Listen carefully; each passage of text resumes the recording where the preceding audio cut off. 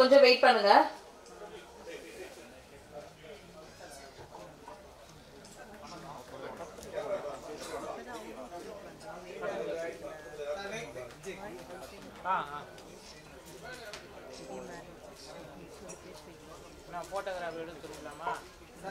நன்றி.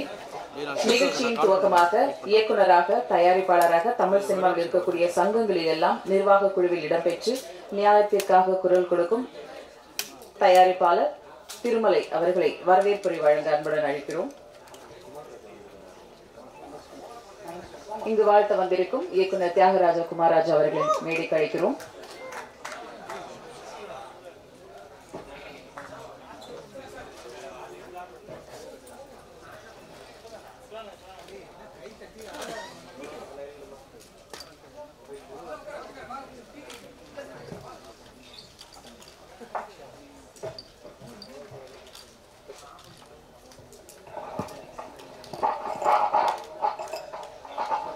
வந்திருக்கக்கூடிய எமக்கு தொழில் ரொமான்ஸ் திரைப்படத்தை வாழ்த்துவதற்காக வந்திருக்கக்கூடிய ஊடகம் மற்றும் டிவி ஆன்லைன் மீடியா தொடர்ந்து சந்திச்சிக்கக்கூடிய உங்களுடைய சந்தோஷங்கள் தான் இந்த படத்தினுடைய வெற்றி. அதேபோல் தொடர்ந்து சினிமாவுக்காக எந்த விழாவாக இருந்தாலும் தொடர்ந்து வந்து தன்னுடைய நேரம் காலம் அனைத்தையும் மறந்து வாழ்த்து வந்திருக்கக்கூடிய தமிழ் சினிமாவுடைய அத்தனை வழிகாட்டிகளுக்கும் வருக வருக என டி கிரியேஷன் சார்பாக வரவேற்கிறேன். அதேபோல் இந்த படத்தினுடைய குழுவில் வேலை செய்திருக்கக்கூடிய, வெளியில் இருக்கக்கூடிய, வர முடியாத சூழ்நிலையாக இருக்கக்கூடிய அத்தனை பேருக்கும் மிக மகிழ்ச்சியோடு வரவேற்கிறோம். இந்த படம் ஒரு சிறந்த படமாக அமைந்திருக்கிறது. ஒவ்வொரு இயக்குனருக்கும் ஒவ்வொரு தயாரிப்பாளர்களுக்கும் ஒரு சிறந்த படம் எடுக்க வேண்டும் என்பதுதான் எல்லாருடைய எண்ணங்கள். அந்த எண்ணங்களை நோக்கி தான் நம்ம எல்லாரும் நகர்ந்துகிட்டு இருக்கோம். அப்படி ஒரு படமாக என்னுடைய கேரியரில் இந்த படம் அமைஞ்சிருக்கு.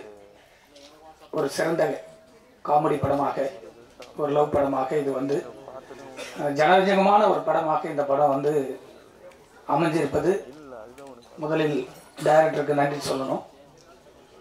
பாலாஜி வந்து ரொம்ப கடுமையான உழைப்பாளி. அவர் வந்து இந்த படத்தை வந்து தன் தொழில் ரீதியாக மிக சிறப்பாக செய்து கொடுத்திருக்கிறார். அவருக்கு மனதார வாழ்த்து சொல்லுகிறேன். இந்த படம் வெற்றி படமாக அமைவதற்கு மிக கடுமையாக இசையால் நினைத்ததெல்லாம் நிறைவேற்றி கொடுத்திருக்கக்கூடிய தம்பி நிவாஸ் பிரசன்னா அவர்களுக்கு எப்பொழுதுமே நன்றி சொல்ல கடமைப்பட்டிருக்கிறேன். அதேபோல் கேமராமேன் திரு கணேஷ் அவர்களுக்கு இந்த படத்தை ரொம்ப கலர் பண்ணி ரொம்ப அழகாக கொடுத்துருக்காரு. அவருக்கும் நன்றி சொல்ல கடமைப்பட்டிருக்கேன். அதுபோல் இந்த குழுவில் இருக்கிற அத்தனை பேருக்கும் என்னுடைய மனமாற நன்றியையும் உங்களை வருக வருக என வரவேற்கிறேன். நன்றி, வணக்கம்.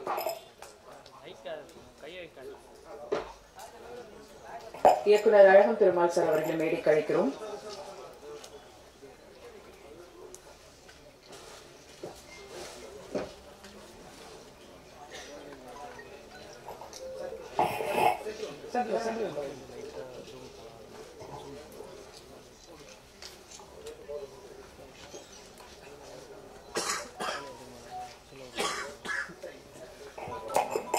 நிகழ்ச்சியில் அடுத்து நடிப்பதே தெரியாமல் நடிக்கும் சில நடிகர்கள் பட்டியல்ல இவரும் வருவாரு. நடுவுல கொஞ்சம் பக்கத்தை காணும். 12 வருஷங்களாக தொடர்ந்து குட் நைட், ப்ளூ ஸ்டார் என்று தொடரும் வெற்றிகள். அழைக்கிறோம் பக்ஸ் என்ற பகவதி பெருமாள் அவர்களே.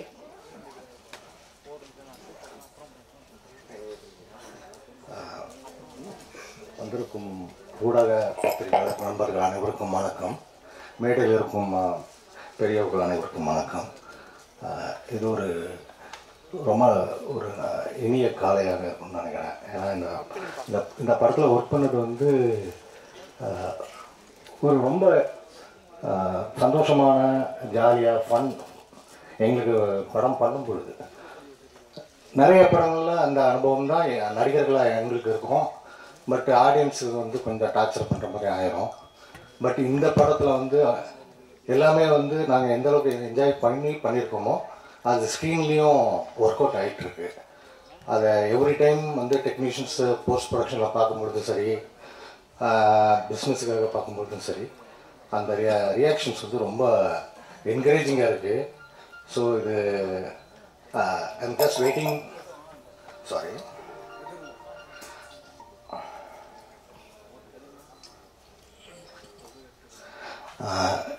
Just waiting for the time அந்த ஸ்க்ரீனில் ஆடியன்ஸோட தியேட்டரில் பார்த்து அவங்க என்ஜாய் பண்ணுறத பார்க்குறதுக்கு நிறைய இருக்குது. பட் எங்கள் மேடையில் இருக்கிறவங்க எல்லாமே பெரிய ஆளுங்க, நிறைய பேசணும். அதனால் நான் நன்றி சொல்லி விடைபெற்றுக் கொள்கிறேன். நன்றி, வணக்கம்.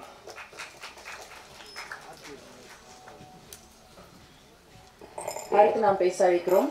வில்லன் முகம் இல்லை, ஆனால் பிள்ளை குணம்தான். 10 செகண்ட்ல 10,000 வார்த்தைகள் பேசி மூச்சடைக்க முன்னாடி வந்து நின்ற யூடியூபர், ஹீரோக்களின் நண்பன் வரதராஜ், விஜய் வரதராஜ் அவர்களை சில வார்த்தைகள் பேச அழைக்கிறோம்.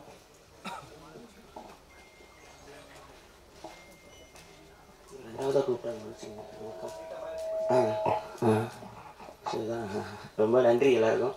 யாரும் பேசல, ஆன்லைனில் பார்த்துருப்பீங்க யூடியூப்பில். ஸோ நிவாஸ்க்கு வாழ்த்துக்கள். அவரோட ஃபங்க்ஷன் அது, அவரோட காலேஜில் என்னோட ஜூனியர் அவர். ஸோ அதை நான் ஒரு சொல்லிக்கிறேன். ஸோ முதல்ல டேரக்டர் வந்து எனக்கு ரொம்ப பிடிச்ச டேரக்டர். அவரே வீட்டில் சாப்பாடெலாம் கட்டி டெய்லி கொண்டு வந்துடுவார்.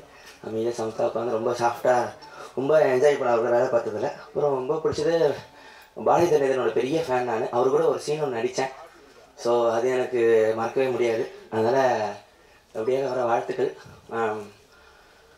ரொம்ப ஹாப்பியான விஷயம், நடித்து முடித்தோடனே சாயந்தரமே கவரில் சம்பளம் வந்துடும். ஸோ அது ரொம்ப சந்தோஷமாக இருந்துச்சு எனக்கு.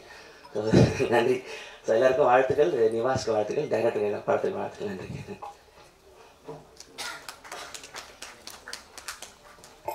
அடுத்ததாக நாம் பேச அழைக்கிறோம். குமரி தமிழும் கோடம்பாக்க புகழும் எப்போதும் இவருக்கு உண்டு. தெளிந்த நடிப்பு, தேர்ந்தெடுத்த கதைப்பிடிப்பு, எடுத்தது 4 படம், கொடுத்தது 40 படத்துக்கு மேல். அழகிய ஹீரோக்களின் அப்பாவாக எப்போதும் தமிழ் சினிமாவில் வலம் வரக்கூடிய இயக்குனர் நடிகர் திரு அழகம் பெருமாள் அவர்களை உங்களுடன் பேச அழைக்கிறோம்.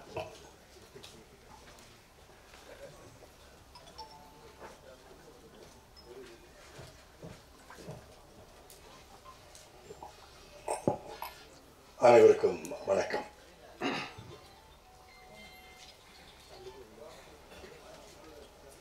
ஒரு படம் அதன் விடியலை தொடுவதற்கு அது வெள்ளித்திரையில் வெளியாவதற்கு எடுத்துக்கொள்ளும் காலம் ஏதோ ஒரு காரணங்களால் சில சமயம் தாமதமாகும் போது அதன் வலியை முழுக்க கடந்து செல்பவன் அந்த இயக்குனர் மட்டுமே. நடிகர்களாகட்டும், நடிகைகளாகட்டும், தொழில்நுட்ப கலைஞர்களாகட்டும், தயாரிப்பாளர் கூட ஆகட்டும், வேறொரு கடந்து சென்று விடுவார்கள். ஆனால் ஒவ்வொரு மணித்துளியும் இந்த படம் எப்ப ரிலீஸ் ஆகும், நம்ம ப்ராடக்ட் எப்ப ஸ்கிரீனுக்கு வரும், இந்த காட்சி மக்கள் எப்ப ரசிப்பாங்க, இந்த சாங் எப்படி ரீச் ஆகும், ஒவ்வொரு செகண்டும் அவரோட வலியை அனுபவிக்க. அந்த வலியை என்னுடைய முதல் படத்தில் நான் அனுபவித்திருக்கிறேன் என்ற ஒரே காரணத்தினால் எனக்கு பேசுவதற்கு முழு தகுதி இருக்கிறது.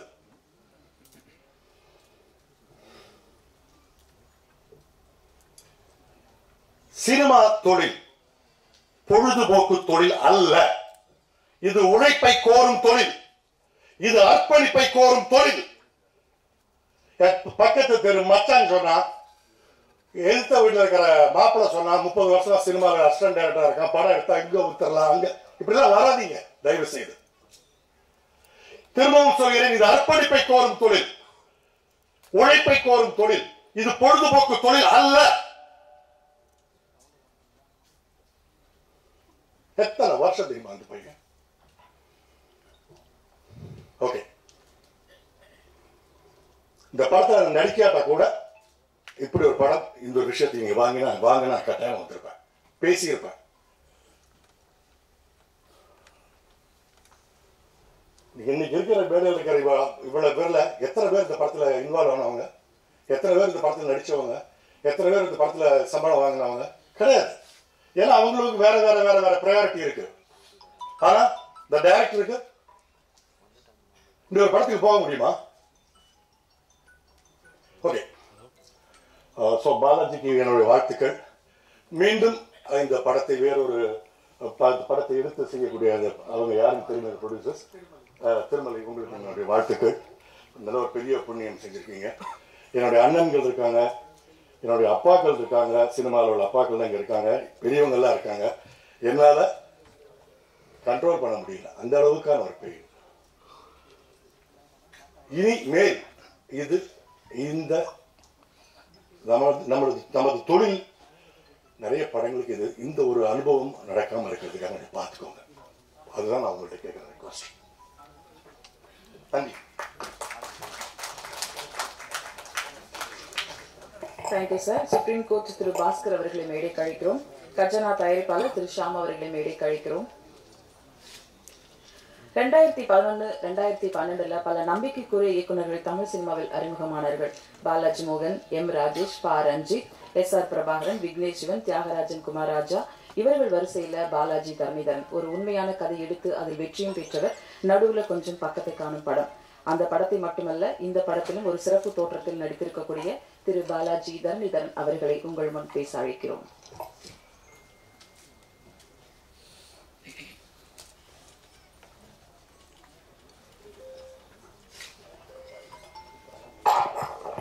அனைவருக்கும் வணக்கம். பாலாஜி கேசவனை எனக்கு ஒரு 20 வருஷத்துக்கு மேலே வந்து தெரியும். ரொம்ப ஒரு ரசனையான ஒரு மனிதர், ரொம்ப நல்ல மனிதர். அவரோட படத்துக்காக நான் ரொம்ப நாளாக வெயிட்டிங். இந்த படம் வந்து ஒரு நல்ல ரொமான்டிக் காமெடி, ஒரு லைட் ஹார்ட்டட் படம். நான் இந்த படம் பார்த்துட்டேன். படம் ரொம்ப நல்லா வந்திருக்கு. எல்லாருக்கும் இந்த படம் பிடிக்கும்னு நினைக்கிறேன். டீமுக்கு என்னுடைய வாழ்த்துக்கள், நிவாஸ் பிரசன்னாக்கு என்னுடைய வாழ்த்துக்கள். நன்றி.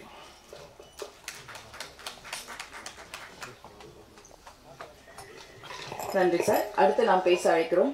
சிகரத்தின் சினிமா பள்ளியில் இருந்து வந்த புள்ளி இவர். சின்னத்திரை பெரிய திரை என்று அசால்ட் காமெடியில் அசத்தியவர். பல குரல் மன்னனாய் மண்ணில் பெருமையை பெயர்த்தவர். எங்கே கிரிக்கெட் கமெண்ட்ரி பார்த்தாலும் இவர் முகம்தான் வந்து போகும். சிரிப்பே மனம் வெந்து போகும். நடிகர் படவா கோபி அவர்களை உங்கள் முன் பேச அழைக்கிறோம்.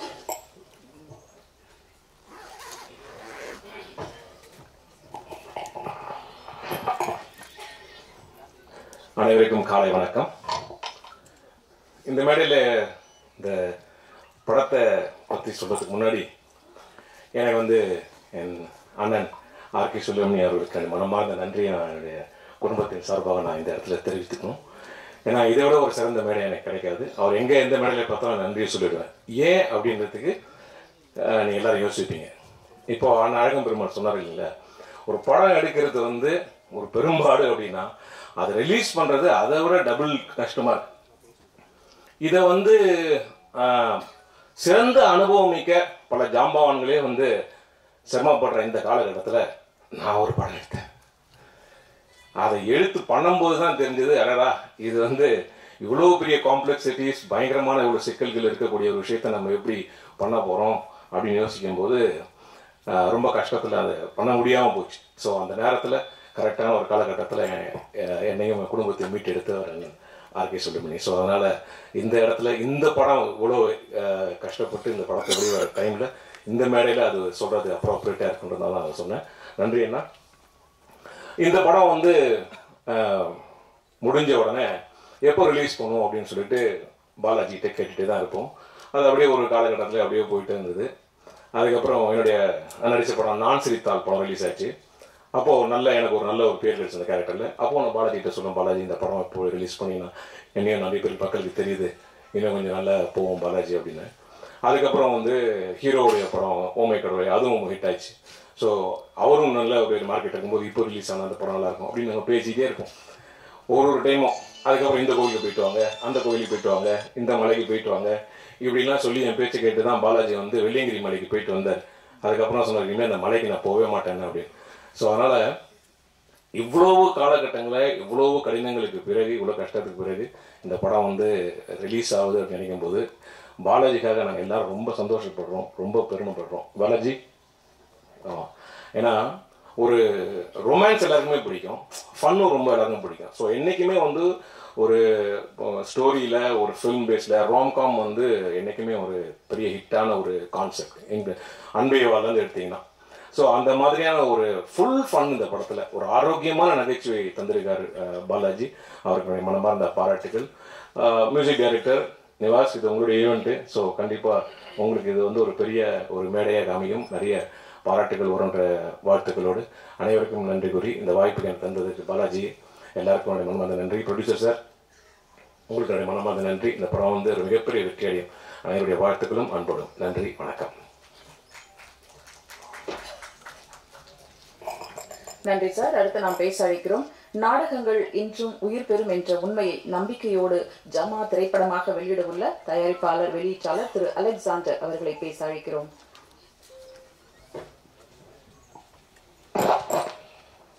இங்கே வந்திருக்கும் அனைத்து பத்திரிகை மற்றும் ஊடக நண்பர்களுக்கு என் மனமார்ந்த வாழ்த்துக்கள்.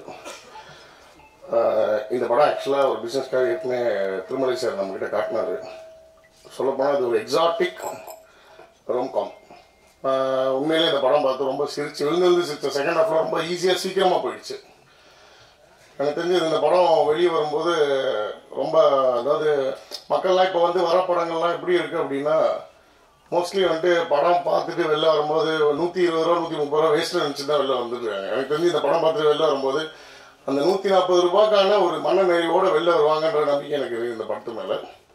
இந்த டேரக்டர் ரொம்ப சூப்பராக பண்ணியிருக்காரு. அவரோட உழைப்பு கிடைச்ச வெற்றியாக இருக்கும்னு நினைக்கிறேன் இந்த படம். திருமலை சாருக்கு என்னோட மனமார்ந்த வாழ்த்துக்கள். இங்கே மேலே இருக்க எல்லாருக்கும் என்னோட பேர் எக்ஸாக்டாக நல்லா சொல்ல தெரியல, பட் எல்லாருக்கும் என்னோட வாழ்த்துக்கள். வாய்ப்பு அளித்ததுக்கு ரொம்ப நன்றி. தேங்க்யூ. நன்றி சார். அடுத்ததாக பேச அழைக்கிறோம்.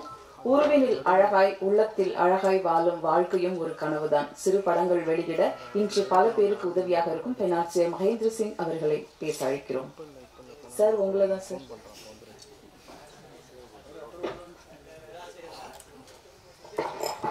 Morning, வணக்கம் எல்லாருக்கும். I thank the whole team who has worked hard for this movie. I suppose this movie get a blockbuster and a good name. Thank you. நன்றி சார். அடுத்ததாக நாம் பேச அழைக்கிறோம். இவருடைய படங்களும் கதைகளும் வித்தியாசமான கோணங்கள், அணுகுமுறைகள் என்றே சொல்லலாம். காமெடி கலந்த கலகலப்பு நிறைந்த படைப்பு. பெண்ணுக்குள்ளும் வீரம் விதைத்த கட்டாகுஸ்தி இயக்குனர் செல்ல ஐயாவு அவர்களை பேச அழைக்கிறோம்.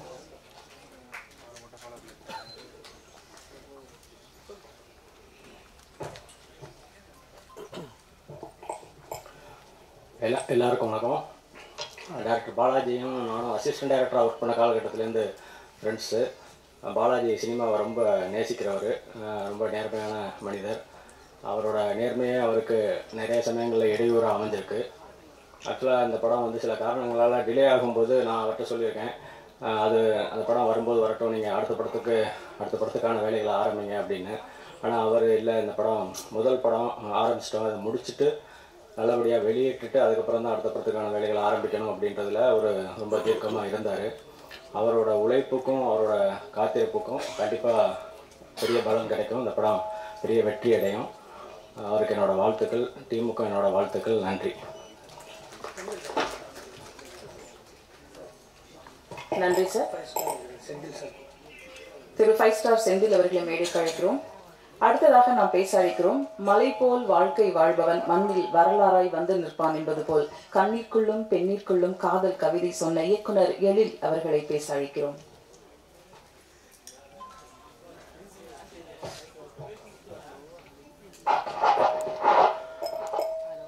அனைவருக்கும் வணக்கம். மேடையில் அமர்ந்திருக்கும் செல்வனி சார் அவர்களுக்கும், ராஜன் சார் அவர்களுக்கும், ராதாகிருஷ்ணன் சார் அவர்களுக்கும், இயக்குனர் தியாகராஜன் சார் அவர்களுக்கும், அழகன் பெருமாள் அவர்களுக்கும் மற்றும் நிறைய பேர் தெரியும், எனக்கு தப்பாக நினச்சிக்காதீங்க. அத்தனை பேருக்கும் முதற்கண் மரியாதை தெரிவிச்சேன். இந்த படம் வந்து திருமலையோட எத்தனாவது படம் தெரியல, ப்ரொடியூசராக அவர் பட்ட கஷ்டங்கள் எனக்கு கணக்கு நேரம் நல்லா தெரியும். எனக்கு ஒரு அற்புதமான ஒரு மனிதர் திருமலை.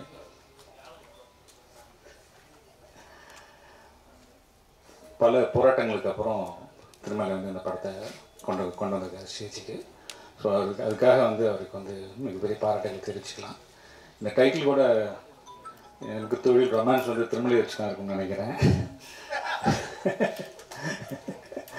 ஒரு அற்புதமான கிரியேட்டர் அவர் எங்கள் யூனியில் இருக்க வேண்டியது எப்படி ப்ரொடியூசர்ஸ் கவுன்சில் போனதுன்னு தெரியல. ஒரு அற்புதமான டைரக்டர் அவர். இன்னொரு சந்தோஷமான விஷயம் இந்த படத்தில், இந்த படத்தோட திருமலைக்காக தான் நான் வந்தேன். எனக்கு தெரியாது ஆக்சுவலாக பாலாஜி படம் அப்படிங்கிறது எனக்கு தெரியாது. பாலாஜி என்கிட்ட ஒர்க் பண்ணியிருக்காரு. ஒரு அற்புதமான ஒரு அசிஸ்டன்ட் டைரக்டர். இப்போ நல்ல படம் பண்ணியிருக்கிறாரு. இந்த படம் மிகப்பெரிய வெற்றி அடையணும், பாலாஜிக்காகவும் திருமலைக்காகவும் இந்த படம் மிகப்பெரிய வெற்றி அடையணும்னு இறைவனை வேண்டிக்கிறேன். நன்றி.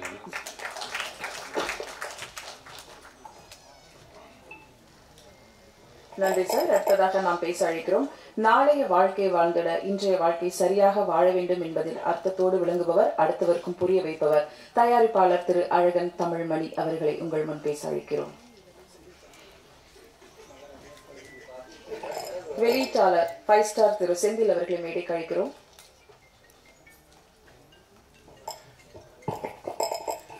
பெருமதிப்புக்குரிய பேரன்புடைய என் சகோதர சகோதரிகளே, இந்த மேடையிலே விட்டிருக்கும் திரைப்பட ஜாம்பவான்களே, என்னுடைய ஊடக நண்பர்களே, பத்திரிகையாளர்களே, உங்களுக்கு என் முதற்கண் வணக்கத்தை தெரிவித்துக் கொள்கிறேன். இந்த படத்தினுடைய டைட்டில் எமக்கு தொழில் ரொமான்ஸ். எனக்கு அந்த வயசெல்லாம் கடந்து போச்சு. 75 வயசை கடந்து விட்டதால் தம்பி திருமலைக்கு மட்டும்தான் அது உரியது. அவன் எப்பொழுதுமே ரொமான்ஸாக தான் இருப்பாப்புல. கடுமையான உழைப்பாளி. அந்த உழைப்பை இந்த படத்தில் கொடுத்திருக்கின்றாங்க. ஆகையால் இந்த படம் மாபெரும் வெற்றி அடையும். அதே மாதிரி இந்த படத்தை உருவாக்குவதற்கு, அதை வந்து இந்த படம் மட்டும் இல்லை, சின்ன திரைப்படம், அதாவது சிறிய பட்ஜெட்டில் செய்யக்கூடிய தயாரிப்பாளர்களுக்கு, பெரிய பட்ஜெட்டில் பண்ணுற படங்களுக்கு மிகப்பெரிய ஃபைனான்சியர்ஸ் எல்லாம் இருக்காங்க. ஆனால் அந்த மாதிரி சின்ன தயாரிப்பாளர்களுக்கு கை கொடுத்து உதவுற ஒரு திருப்பதி வெங்கடாஜலபதியாக மகேந்திரன் நகர் அவருடைய உழைப்பில் இந்த படம் வந்து அவரும் தம்பி திருமலையும் சேர்ந்து இந்த படத்தை வந்து உருவாக்கியிருக்கிறாங்க. அதனால் முதல்ல வந்து இந்த சிறுபட தயாரிப்பாளர்களுக்கு உதவி பண்ணுற இந்த மகேந்திரன் நகருக்கு இந்த சபையின் வாயிலாக என்னுடைய நன்றியும், மேலும் மேலும் சிறிய தயாரிப்பாளர்களை ஊக்குவிக்க வேண்டும் என்று சொல்லிட்டேன். அதே மாதிரி எங்கள் அண்ணன் கே ராஜன், அவர் திட்டுவார், சண்டை போடுவார், பேசுவார், ஆனால் உரிமையோடு எல்லாத்தையும் பண்ணுவார். எங்களை மாதிரி சின்ன தயாரிப்பாளர்கள் போய் நிற்கும் பொழுது, போடா போய் செய்யடா நான் இருக்கிறேன்டான்னு சொல்லக்கூடிய ஒரே ஒரு எங்களுக்கு காவல் தெய்வம் எங்கள் அண்ணன் கே ராஜன். அதே வந்து இந்த மாதிரி தயாரிப்பாளர்களுக்கு மத்தியில் நான் வந்து தம்பி திருமலைக்காக வேண்டி இங்கே பேச வந்தால் கூட, இதனுடைய படத்தினுடைய இயக்குனர் தம்பி ரொம்ப சின்ன வயசு இப்போ தான் பார்த்தேன். நான் ரொம்ப சந்தோஷமாக இருந்துச்சு. ஏன்னா படம் பார்க்கும்போதே தெரியுது அதனுடைய அந்த ஃபேக்ட்ரி எப்படி படம் பண்ணியிருப்பார் அப்படின்னு சொல்லி. அதுவும் ஒரு காமெடி படம்னு சொல்லி சொன்னாங்க. அதனால் முழு படத்தையும் எங்களுக்கு பார்க்குறதுக்குரிய வாய்ப்பு வெகு விரைவில் கிடைக்கும் என்று நினைக்கிறேன். இந்த படம் மாபெரும் வெற்றியடைய என்னுடைய சிறந்தாழ்ந்த வாழ்த்துக்களை தெரிவித்துக் கொள்கின்றேன். நன்றி, வணக்கம். நன்றி சார். அடுத்ததாக நாம் பேச அழைக்கிறோம். சிறு துரும்பையும் உறவின மதித்து மரியாதை செய்யும் மாண்புமிகு மனிதராக திரு ராதாகிருஷ்ணன் சார் அவர்களை மேடைக்கு பேச அழைக்கிறோம்.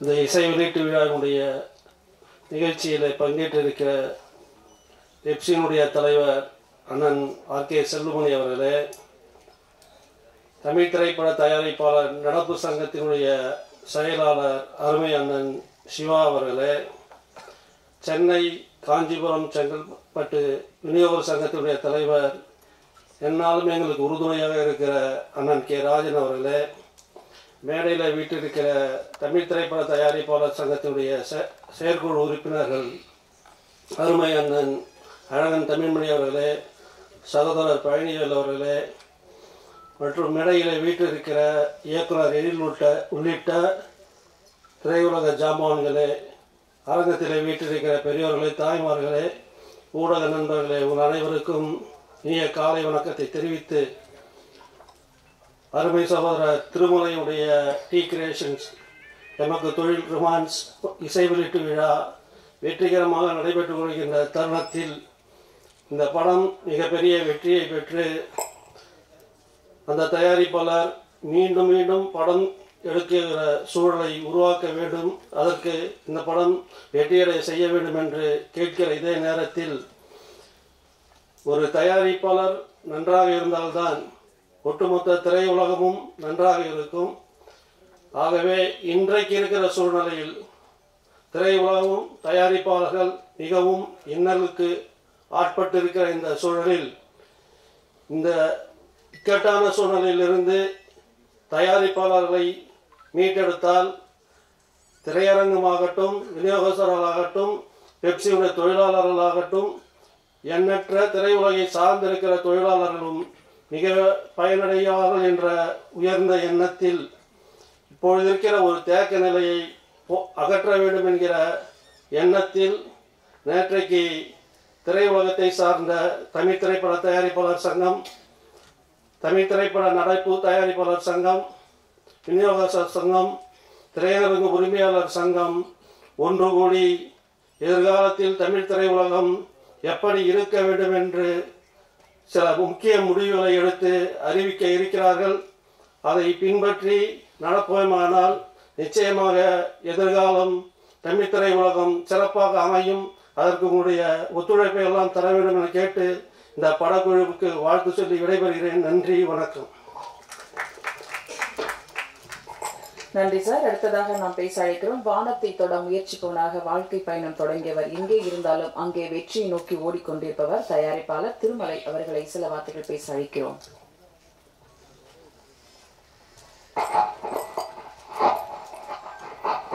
நிறைய பேர் கொஞ்சம் லேட்டாக வந்தாங்க, அதுக்காக தான் பேசணுன்ற ஒரு கண்டிஷனில் இங்கே வந்து நிறைய எமோஷனல் இருக்குது, அதெல்லாம் வெளியில் சொல்லக்கூடாதுன்னு பார்க்குறோம். ஒரு நல்ல கதை தான் தமிழ் சினிமாவை உச்சத்துக்கு கொண்டு போகுது. அந்த நல்ல கதையை உருவாக்குவதற்கு ஒரு நல்ல தயாரிப்பாளர் இருந்தால் மட்டும்தான் அந்த படம் வெளிவரும். இல்லைன்னா எவ்வளவு பெரிய உச்சத்தில் இருக்கக்கூடிய நடிகனாக இருந்தாலும், நடிகையாக இருந்தாலும், எவ்வளவு பெரிய டெக்னீஷியனாக இருந்தாலும் அந்த படம் தடைப்பட்டு தான் இருக்கும். அப்படி எண்ணற்ற படங்கள், நல்ல கதைகள் கொண்ட நல்ல படங்கள் எல்லாம் பாதியிலே எடுக்கப்பட்டு நிறுத்தப்பட்டிருக்கிறது. படத்தை முடித்துவிட்டு நிறுத்தப்பட்டிருக்கிறது. வெளியீடு செய்வதற்கு தவித்துக் கொண்டிருக்கிற இந்த இக்கட்டான சூழ்நிலையில் பல படங்களை பார்த்து கொண்டு விடுபட்ட கதைகள் எல்லாம் யோசிச்சு தினந்தோறும் சினிமாதான் என்று வாழ்க்கையை அர்ப்பணித்த பிரபர் நாமளும் வெற்றி வரிசையில் வர வேண்டும் என்பதுதான் ஒரே எண்ணமாக, ஒரே குறிக்கோளாக, ஒன்று உச்சத்தை தொடரக்கூடிய ஒரு இயக்குனராக, இல்லை என்றால் ஒரு உச்சத்தை தொடரக்கூடிய ஒரு தயாரிப்பாளராக வர வேண்டும் என்பதுதான் என்னுடைய கனவு. வேறு எதுவுமே என்னுடைய நோக்கங்கள் இல்லை. நான் தயாரிப்பாளராக ஆவேன் என்பது ஒரு நாளும் நான் நினைத்து கூட பார்க்காத ஒரு தொழில். ஏனென்று சொன்னால், மறைந்த என்னுடைய குருநாதர் திரு கே சுபாஷ் அவர்கள் ஒரு அப்பாவாக, ஒரு அண்ணனாக, ஒரு நண்பனாக அவரிடத்திலே நான் பணியாற்றியிருக்கிறேன். தொடர்ந்து 7 ஆண்டுகள் 45 உதவி இயக்குநர்கள் அவரிடத்திலும் இருந்தும் வெளியே சென்ற பிரபவம். அவருடைய வழியிலே இவ்வளவு படங்கள் எடுத்திருக்கிறார், இவ்வளவு படங்களை வெளியிட்டு இருக்கிறார். நாம் ஒரு இயக்குனராக வெளியே வரும்போது மிகவும் ஜாக்கிரதையாக சினிமாவை கையாள வேண்டும் என்பது அவரிடத்தில் இருந்ததான் நான் பயிற்சி எடுத்தேன். அப்பொழுது என்னுடைய மனதிலே தோன்றியது,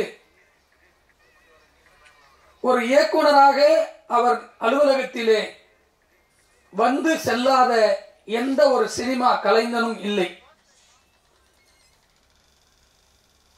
இன்று இருக்கக்கூடிய முதலமைச்சர் உட்பட அவருடைய அலுவலகத்திலே நான் பார்த்திருக்கிறேன். அவர் சந்திக்காத மனிதர்களே இல்லை. அவர் கடைசி காலகட்டத்தில் என் மனதிலே ஒரு ஆழமான பதிவு வந்தது. இயக்குனராக மட்டுமே நான் வழி நடத்த வேண்டும் என்று எனக்குள்ளே ஒரு கேள்வியை எழுப்பிய பிறகு அவருடைய கஷ்டங்களை நேரடியாக பார்த்து இயக்குனராக மட்டும் இருந்தால் நாம் சந்தோஷமாக மட்டுமல்ல நிம்மதியாக போய் தூங்கலாம் என்று நினைத்தேன். காரணம் 20 படங்களை தயாரித்த பிறகுதான் அவருடைய கஷ்டங்களை நான் உணர்ந்தேன். அதனால் அந்த கஷ்டங்களை எல்லாம் அவரிடத்தில் நான் கேட்கும் போது சொல்லுவார், நாம் நேசித்து வந்த தொழில், நாம் எதையும் கொண்டு வரவில்லை. ஒரு இரவில் ஒரு வெற்றி வந்தால் எல்லாம் சரியாகிடு விடும்டா, நீ கவலைப்படாத, எனக்கு தெரியும் அப்படின்னுவார். சார், நீங்க ஒரு பெரிய ஜாம்பவான். உங்களுடைய படைப்பு சத்திரியன் என்கின்ற மாபெரும் ஆக்ஷன் படத்தை பார்த்து உங்களிடத்திலெல்லாம் வேலை செய்ய வேண்டும், உங்களெல்லாம் சந்திப்பேனான் என்று பல நாட்கள் சென்னையிலே நான் சுற்றிய காலங்கள் உண்டு. தயாரிப்பு வேணாம் சார், ஒன்லி டைரக்ஷன் பண்ணுவோம் சார் அப்படின்னு சொல்லும்போது கடைசி உதவி இயக்குனராக அவரிடத்தில் நான் பணி செய்தேன். அதுதான் எனக்கு முதல் இடத்தில் கொண்டு போய் சேர்த்தது. 45-60 உதவி இயக்குனர்கள் அவரிடத்தில் இருந்து கடந்து பிறந்தது நான் கடைசியாக சேர்ந்தவன். தொழிலை நேசித்துக் கொண்டே இருந்தால் அந்த தொழில் உன்னை கொண்டு போய் சேர்க்கும் என்று அவர்தான் எனக்கு அறிவுரை சொன்னார். ஆனால் அவருடைய அந்த தொழில் பக்தியை பார்த்து பார்த்து தயாரிப்பு வேண்டாம் என்று நான் நிலையாக இருந்தேன். அவர் காம்ப்ரமைஸ் தான் சொல்றாரு, கடுமையான நெருக்கடி ஒரு தயாரிப்பாளர் கிட்ட தான் இருக்கு. தயாரிப்பாளர் போடுகிற பணங்கள் அவருக்கான நிலையான ஒரு இடத்தை கொடுக்கவில்லை என்று அன்று நான் உணர்ந்தேன். ஆனால் அந்த காலகட்டத்தில் மதிப்பு மரியாதை எல்லாம் ஒரு தயாரிப்பாளர்களுக்கு மட்டும்தான் இருந்தது. ஆனால் இப்ப 10 ஆண்டுகளுக்கு மேலாக தயாரிப்பாளர்களுக்கு மதிப்பு எதுவுமே இல்லை, மற்றவர்களுக்கு அனைவருக்குமே மதிப்பு இருக்கிறதை நான் உணர்ந்தேன். ஒவ்வொரு நாளும் உணர்ந்தேன். தயாரிப்பாளர் கடவுளால் நான் ஆக்கப்பட்டேன். எனக்கு அந்த நினைப்பே வந்ததில்லை. ஒரு இயக்குநராக மட்டும் இருந்திருந்தால் இன்று என்னிடத்தில் ஒரு 20-25 கோடிகள் சொத்து இருந்திருக்கும். ஆனால் ஒரு தயாரிப்பாளராக தன்னைத்தானே தியாகம் பண்ணி தினந்தோறும் சம்பாதிக்கிறேன். சினிமாவில் எவ்வளவு வழிகள் இருக்கு. இன்னைக்கு 10,000 வந்தா கூட நான் கதைக்காகவும் உணவுக்காகவும் என் தொழிலுக்காகவும் நான் முதலீடு செஞ்சிட்டு இருக்கேன். இது எதுவும் போய் சாப்பிடணும்னு அவசியமே இல்லை எனக்கு. ஆனால் இதையெல்லாம் கடந்து சினிமா என்கின்ற ஒரு புனிதமான தொழில் தயாரிப்பாளர்கள் இல்லை என்று சொன்னால் இல்லை என்பதனை நான் திடமாக தயாரிப்பாளர் ஆன பிறகு உணர்ந்தேன். இதையெல்லாம் சொல்லுவதற்கு ஏன் என்று சொன்னால், இந்த படம் நான் பல காலகட்டங்களை கடந்த பிறகு 20-21 ஆண்டுகளை கடந்து பல படங்களை நான் பார்க்கிற போது, இருக்கிற பிரச்சனைகளை சந்திக்கிற போது, நான் எதிர்பார்க்காத இயக்குனர் சங்கத்தில் என்னை இணைத்துக் கொண்டவர் என் குருநாதர் வழியிலே. நான் குருநாதராக வேலை செய்யவில்லை என்று சொன்னாலும் அப்பாவாக, அண்ணனாக, நண்பனாக எப்பொழுதுமே என் மனதில் இருக்கக்கூடியவர் என் சுபாஷ் சாருக்கு பிறகு டைரக்டர் விக்ரம் சார் அவர்கள். ஏனென்று சொன்னால், எந்த வழியில் வருகிறோமோ அந்த வழியை தான் நம்மளுக்கு உயர்ந்த இடத்தில் கொண்டு போய் சேர்க்கும் என்று சொல்வார்கள். நான் அவரிடத்தில் ஒரு வாரத்தில் பேசவில்லை, சந்திக்கவில்லை என்று சொன்னால் என் மனம் சோகமாகும். நேற்று இரவு தொலைபேசியில் சொல்லி, இந்த படம் மாபெரும் வெற்றியாக அமையும், உன்னுடைய எல்லா இடத்திலும் நான் இருப்பேன், என்னால் இப்ப வர இயலவில்லை, எனக்கு உடல்நிலை சரியில்லை என்று திரு விக்ரம் சார் சொல்லுகிற போது எனக்கு நேற்றிரவு மனது வலித்தது. எவ்வளவு பெரிய இயக்குனர், அவருடைய வாழ்த்தெல்லாம் கிடைக்க வேண்டும் என்று மட்டும்தான் நான் அவரிடத்தில் இன்று வரை ஒரு குருவாக, அண்ணனாக, நண்பனாகவும் அவரிடத்தில் சென்று கொண்டிருக்கிறேன். ஆனால் இதையெல்லாம் ஏன் சொல்கிறேன் என்று சொன்னால், ஒரு சினிமா வெளிவருவதற்கான தடைகள் எவ்வளவோ இருக்கிறது. இந்த 20-21 ஆண்டுகளை கடந்த பிறகு நிறைய படங்களை பார்க்க ஆரம்பிச்சேன். இயக்குனர் சங்கத்தில் 10 ஆண்டுகளுக்கு மேல் அப்படியே பதவியில் அப்படியே செல்ல செல்ல செல்ல என்னுடைய அனுபவத்தை கற்றுக்கொண்டேன். அந்த அனுபவம் எப்படி வந்தது என்று சொன்னால், நான் சினிமாவை நேசித்து என்னுடைய கிராமத்தில் இருந்து நான் வந்தது அண்ணன் செல்மோனி அவர்களை சந்திக்க வேண்டும் என்பதுதான் எனக்கு கனவாக வந்தேன். 93 அவரை சந்திப்பதற்காக நான் வந்தேன். சந்திக்க முடிக்கவில்லை. திரும்ப +2 முடிச்சுட்டு அவரை சந்திக்க வேண்டும் என்ற ஆவலோடு அவரை தொடர்பு கொள்வதற்கு எனக்கு வழி தெரியவில்லை. ஆனால் அவரிடத்தில் இருந்த கேமராமேன் அவர் வீட்டுக்கே நேரடியாக சந்தித்து, உங்க ஊர் பக்கத்தில் நான் இருக்கேன், அண்ணனை சந்திக்க வேண்டும் என்று கேட்டேன். அவரும் இந்தியில் பிஸியா இருந்ததனால் 3 ஆண்டுகள் தொடர்பிலே நான் செல்ல முடியவில்லை. இதையெல்லாம் ஏன் சொல்லுகிறேன் என்று சொன்னால், அப்படிப்பட்ட மாபெரும் வெற்றிகளை கொடுத்த அண்ணன் செல்வமணி அவர்களை சந்திப்பதற்கும் அவரோடு இணைந்து நான் வேலை செய்வதற்கும் அவரோடு பயணிப்பதற்கும் இந்த இயக்குனர் என்கின்ற அவதாரம், இயக்குனர் சங்கம் என்ற அவதாரம் தான் இந்த சினிமாவை நேசித்ததினால் எனக்கு வழியை ஏற்படுத்தி கொடுத்தது. எந்த தொழிலை நாம் உண்மையாகவும் நேர்மையாகவும் நேசிக்கிறோமோ அந்த தொழில் ஒரு நாள் நம்மளை உச்சியில் கொண்டு போய் சேர்க்கும் என்பது என்னுடைய எண்ணம். அதன் பிறகு இந்த 4 ஆண்டுகளில் கொரோனா காலகட்டத்தில் சந்திக்காத பிரச்சனைகளை எல்லாம் இந்த கொரோனாவில் நான் சந்தித்தேன்.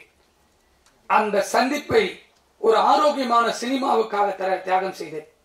அப்படி தியாகம் செய்கிற காலகட்டத்தில் தான் இந்த படத்தை ஒரே ஷெட்டில் முடித்திருக்கக்கூடிய என்னுடைய நண்பர் சுதாகர் அவர்கள் இந்த படத்தை என்னிடத்தில் வந்து சொன்னார். ஆனா நான் ஒரு படத்தை முடிச்சுட்டு இருக்கேன், எனக்கு வழி தெரியல, இன்னும் 1 கோடி இருந்தா முடிக்க முடியும். அந்த ஹீரோ அப்கமிங்ல இருக்கிற ஹீரோ எந்த ப்ராப்ளமே வராது, உனக்கு நான் எல்லா உதவி செய்யறேன்னு சொல்லி அந்த படத்துக்காக இறங்கி முதன் முறையாக படத்தை பார்த்து எனக்கு இந்த படத்தில் ஏதோ ஒரு விஷயங்கள் இருக்குது என்று ஆழமாக பதிவு செய்து 5 தயாரிப்பாளர்களுக்கு இதை நான் ஆவணம் செய்தேன். அந்த 5 தயாரிப்பாளர்களும் கரண்ட்ல இருக்கிறவங்க. இந்த படம் வரும், கம்மியான பட்ஜெட், நீங்க எடுத்து பண்ணுங்க, என்கிட்ட பணம் இல்லைன்னு ஓப்பனாவே இன்னொருத்தரை உயர்த்த வேண்டும் என்பதற்காக அவரிடத்தில் நானே கொண்டு போய் சேர்க்க வேண்டும் என்று சொன்னேன். யாரும் முன் வரவில்லை. அதன் பிறகு சுதாவை வைத்து படத்தை முடித்து விடுவோம் என்று நான் எப்பொழுதும் மதிக்கக்கூடிய, எனக்கு அப்பாவாக இருக்கக்கூடிய இடத்தில் எப்பொழுதும் எனக்கு தமிழ் சினிமாவில் யாரெல்லாம் ஒருவர் நல்லவர்களுக்கு கை தூக்கி கொடுப்பார்கள் அந்த துணை எப்பொழுது வரும் என்று சொன்னால் உண்மையான நேர்மையான எண்ணங்களோடு செயல்பட்டால் கடவுள் ஏதோ ரூபத்தில் நம்மளுக்கு எடுத்து சேர்ப்பார். அப்படி கடவுள் ரூபத்தில் வந்தவர் தான் திரு மகேந்திர குமார் அவர்கள். அந்த படத்தை முடிப்பதற்கு தொடர்ந்து 3 ஆண்டுகள் போராடி ஒரு பணத்தையும் ரெடி செய்துவிட்டு ஒரு நடிகனையும் நடிகையும் தேடி அலைவது இருக்கிறதே கொடுமையினுடைய உச்சம். உதாரணத்துக்கு அந்த படத்தினுடைய நடிகர் அசோக் செல்வன் எத்தனை படங்கள், அவரும் ஒரு படம் தயாரிச்சிருக்காரு. அந்த படத்துல எவ்வளவு பிரச்சனை அவங்களுக்கும் தெரியும். அப்படிப்பட்டவரை முதலில் சந்திக்க வேண்டும் என்று நேரடியாக சந்தித்து எவ்வளவு பேலன்ஸ் இருக்கோ அப்படியே எடுத்து போய் கையில கொடுத்துட்டு டேட்டு கேட்டு வந்தேன். 4 வருஷம் முடிச்ச படத்தை பணத்தை கொடுத்துட்டு நிறுத்தின பிற்பாடு 7 மாசம் டேட்டுக்காக வெயிட் பண்ண. அவரு டேட்டு கொடுப்ப நடிகையுடைய டேட்டு பிரச்சனை. இன்னைக்கு அவருக்கு 2 கோடி சம்பளம் இருக்கலாம். அன்னைக்கு கொடுத்த பணம் 31 லட்சம். 31 லட்சம் இன்னைக்கு பேங்க் வட்டி போட்டா கூட 1 கோடி ரூபாய் வட்டியாச்சு. இன்னைக்கு 2 கோடி 3 கோடி அவர் சம்பளம் சொல்றாரு. வாங்கட்டும், சந்தோஷம். ஒரு இயக்குனர் ஒரு தயாரிப்பாளர்னா எந்த நடிகையே கிடையாது. இன்னைக்கு 10 கோடி பிசினஸ் ஆகுதுன்னா 10 தயாரிப்பாளர்கள் சத்து பிறப்பதான் ஒரு நடிகன் உச்சத்துக்கு போறான். அந்த தயாரிப்பாளரை திரும்பி பார்க்காத எந்த நடிகனும் உச்சிக்கு போய் திரும்ப வந்ததில்லை. கீழே உழுந்து கண்ணுக்கு முன்னாடியே பார்த்திருக்கோம் எவ்வளவு நடிகர் நடிகைகளை. இதுக்காக போராடி டைரக்டர் அழகா சொல்லிட்டு போட்டார். அழகபெருமாள் சார் அவருடைய படைப்பெல்லாம் பார்த்து பிரமிப்பில் வந்தேன். அவருக்கு அசிஸ்டண்டா சேரணும். அந்த உணர்வு தாங்க தமிழ் சினிமா. ஒரு இயக்குனர் இத்தனை வருஷம் போராடி ஒரு படம் எடுத்து வச்சிருக்காரு. இந்த இயக்குனர் கதை சொல்லி உனக்கு பிடிச்சதானே இந்த படத்துக்கு நடிக்க வந்தீங்க. ஒரு 2 மணி நேரம் 1.5 மாசமா சொல்லிட்டு இருக்கோம். சொல்றோம் ஒரு நாள் பதில் இல்லை. ஒரு தயாரிப்பாளர்கள் பணம் கொடுத்தால் மட்டும்தாங்க ஒரு நடிகன் ஷூட்டிங் ஸ்பாட்டுக்கே வர முடியும். வீட்டுல இருந்து கிளம்பி வர கார் வரைக்கும், பெட்ரோல் இருந்து கேரவன்ல இருந்து தங்கறதுல இருந்து சாப்பாட்டுல இருந்து வீட்டுக்கு போற வரைக்கும் ஒரு தயாரிப்பாளர்கள் கொடுக்கிற பணம் உனக்கு யாரு உங்க அப்பா அம்மா கொடுக்கலையே. நீ கல்யாணத்துக்கு அப்புறம் உங்க அப்பா அம்மாக்கு ஒரு கார் வாங்கி கொடுக்குறிய, யாருக்கு பணம்? ஒரு தயாரிப்பாளர் கொடுத்த பணம். அவங்க எத்தனை சொத்து தாலி தவிர எல்லாத்தையும் வித்து கொடுக்குறாங்க யாருக்கு தெரியும்? ஒரு நடிகன் இந்த படத்துக்கு ப்ரொமோட் பண்ணோம். நான் டெய்லி அப்டேட் பார்த்துட்டே இருக்கேன். சூப்பர் ஸ்டார் எல்லா படத்திலும் நின்று இன்னைக்கு வரைக்கும் உச்சது. அவர் வரணும்னு அவசியமே இல்லை. வீட்டில் உட்கார்ந்துட்டு இருந்தா கூட அந்த படம் சூப்பர் ஹிட். ஒவ்வொரு படத்துக்கு நிக்கிறாரு, வாழ்த்துறாரு. அதுக்கு அடுத்து எல்லா படத்திலையும் ப்ரொமோஷன்ல பாக்குற ஒரே ஒரு அடுத்த சூப்பர் ஸ்டார் விஜய் மட்டும்தான். எல்லா ரசிகர்கள் சந்தர கண்டென்ட் பேசுறாரு, ஒரு படத்தை கொண்டு போய் சேர்க்கிறாரு. அதுக்கப்புறம் பார்க்கிறேன் தனுஷ் ஒவ்வொரு படத்திலையும் முன்னாடி நிற்கிறார். ஒரு படம் வெளிவரத்துக்கும் முழு பொறுப்பு, முழு சுதந்திரமோ, முழு உரிமையோ, பல கோடிகளை சம்பாதிக்க போறது ஒரு நடிகன் மட்டும்தான். இது இந்த படத்துக்காக பேசலங்க. எனக்கு நிறைய ஹீரோக்கள் இருக்காங்க, டெய்லி உட்கார்ந்து சாப்பிட்டுட்டு இருக்கேன். அவங்களும் எல்லாம் இறங்கி இந்த படம் வெளியே வரணும் போராடுறாங்க. லாஸ்ட்ல ஒரு படம் பார்த்தேங்க, வாஸ்கோட காமான்னு ஒரு படம். அவர் ஒரு 6 வருஷமா ஒரு படத்தை வரணும்னு ஒவ்வொரு நாளும் பேசுறாரு. இன்னைக்கு கூட போய் இந்த ஃபங்க்ஷனுக்கு வருது, ஒரு ப்ரொமோஷன் சாங் விடுறதுக்காக ஓடுறாப்புல ஒரு ஹீரோ. ஒரு இயக்குனருக்கு பெரிய பக்கபலமே ஒரு நடிகர்கள். இவங்கெல்லாம் இருந்தாதான் ஒரு தயாரிப்பாளர்களுக்கு ஒரு பெரிய உத்வேகம் வரும். இதெல்லாம் ஏன் சொல்றேன்னா, ஒரு படம் வெற்றி படம் அமைந்த புறப்படும். இந்த வெற்றியை கொண்டாட போறது, இந்த படத்துக்கு அப்புறம் எனக்கு 2 கோடி சம்பளம் கொடுன்னு கேட்கிறாப்லன்னா இந்த வெற்றி படத்தினாலதான். இந்த வெற்றி படத்தை இறக்கி இருக்கக்கூடிய பாலாஜி வந்து நல்ல படம் எடுக்கலையானா உனக்கு எப்படி 2 கோடி வரும்? அடுத்த படம் எனக்கு 25 கோடி ஓட்டிட்டு 15 கோடி, நான் 5 கோடி கொடுக்குற எடுத்துட்டு போவேன் படத்தையே. சொல்லலாம், வாயில சொல்லிட்டு போலாம் 20 கோடி 10 கோடின்னு. இன்னைக்கு ஒரு படம் கூட உட்கார்ந்து பல கோடிகள் போட்டு ஒவ்வொரு தயாரிப்பாளரும் டிஜிட்டல் சேட்டலைட் வைக்க முடியாது அவதிப்பட்டுக்கிட்டு இருக்கோம். இந்த வேதனை வந்து சொல்லவே கூடாதுன்னு நினைச்சாங்கன்னா நேற்று நைட்டு வரைக்கும் சரி வேண்டாம் வேண்டாம் தான் பொறுமையா இருந்தோம். இதுல இருக்கிற எத்தனை டெக்னீஷியன் வந்து உட்கார்ந்துருக்காங்க, எதுக்கு உட்கார்ந்துருக்காங்க? இங்க ஜெயிக்கணும்னு நினைக்கிறவங்க ஒவ்வொருத்தரும் வந்து போராட்ட காலத்தில் நிற்கிறாங்க. ஜெயிச்ச பொறுத்தவரை எல்லாருமே ஜெயிக்கணும்னு நினைக்கிறவங்களே தோக்கடிச்சுட்டு போயிடறாங்க. அதுதான் இங்க சினிமா நடந்துட்டே இருக்கு. இந்த படத்தை பார்த்துட்டு அதுக்கப்புறம் வந்து ரொம்ப அமைதியா தம்பி நிவாஸ் பிரசன்னாவை பார்த்தேன். அழகான ஒரு மியூசிக் டைரக்டர், அற்புதமான சிந்தனை உள்ளாது. ஒரு நாள் கூட நெகட்டிவாவே பேச மாட்டாங்க. ஆனா வந்துருந்தேன், சூப்பரா வந்துடுறேன், சூப்பரா வந்துடுறேன், அப்படி ஒரு எனர்ஜி கொடுக்குறேன். அது போல ஒரு டெக்னீஷியன்லாம் இந்த படத்துல இருக்கும்போதுதான் ஒரு பெரிய படமாக வெளியே வருவதற்கு பெரிய உத்வேகம் இருக்கு. எல்லா படமாக கூட ஒரு நம்பிக்கை வரணும்னா இந்த படத்துல சொல்றவங்க தான். இந்த அலெக்சாண்டர் படம் பார்த்துட்டு சொல்றாருன்னா அவர் அது பிடிச்சுதான் பேசுறாரு. இதையெல்லாம் ஏன் சொல்றேன்னா, ஒவ்வொரு நடிகனும் தான் படத்துல கமிட் ஆகுறவங்க அத்தனை பேரும் வந்து அந்த படத்துக்கு வரணும்னு சொல்லி தயாரிப்பாளர் சங்கம், நடப்பு சங்கம், சிவான் இருக்காரு, ராஜன் இருக்காரு, செல்லுமணி அண்ணன் இருக்காரு, தயவு செஞ்சு இந்த மேடையிலே கோரிக்கை வைக்கிறேன். ஒரு படத்துல நடிச்சு அவங்களுக்கு சம்பளம் தான் கேட்க நாங்க கொடுத்துட்டு போறோம். படம் ஷூட்டிங் முன்னாடியே டப்பிங் கூட முடியல, பணம் கொடுத்தா கேரள வந்தாப்புல படத்தை நைட்டோட நைட்டு வாங்கி எடுத்து போய் பணத்தை கொடுத்தோம். 4 மணி நேரம் ஷூட்டிங், 8 லட்சம் ரூபாய் செலவு போச்சு. அந்த 8 லட்சம் ரூபாய் கொடுக்க முடியுமா அசோக் செல்வன்ல?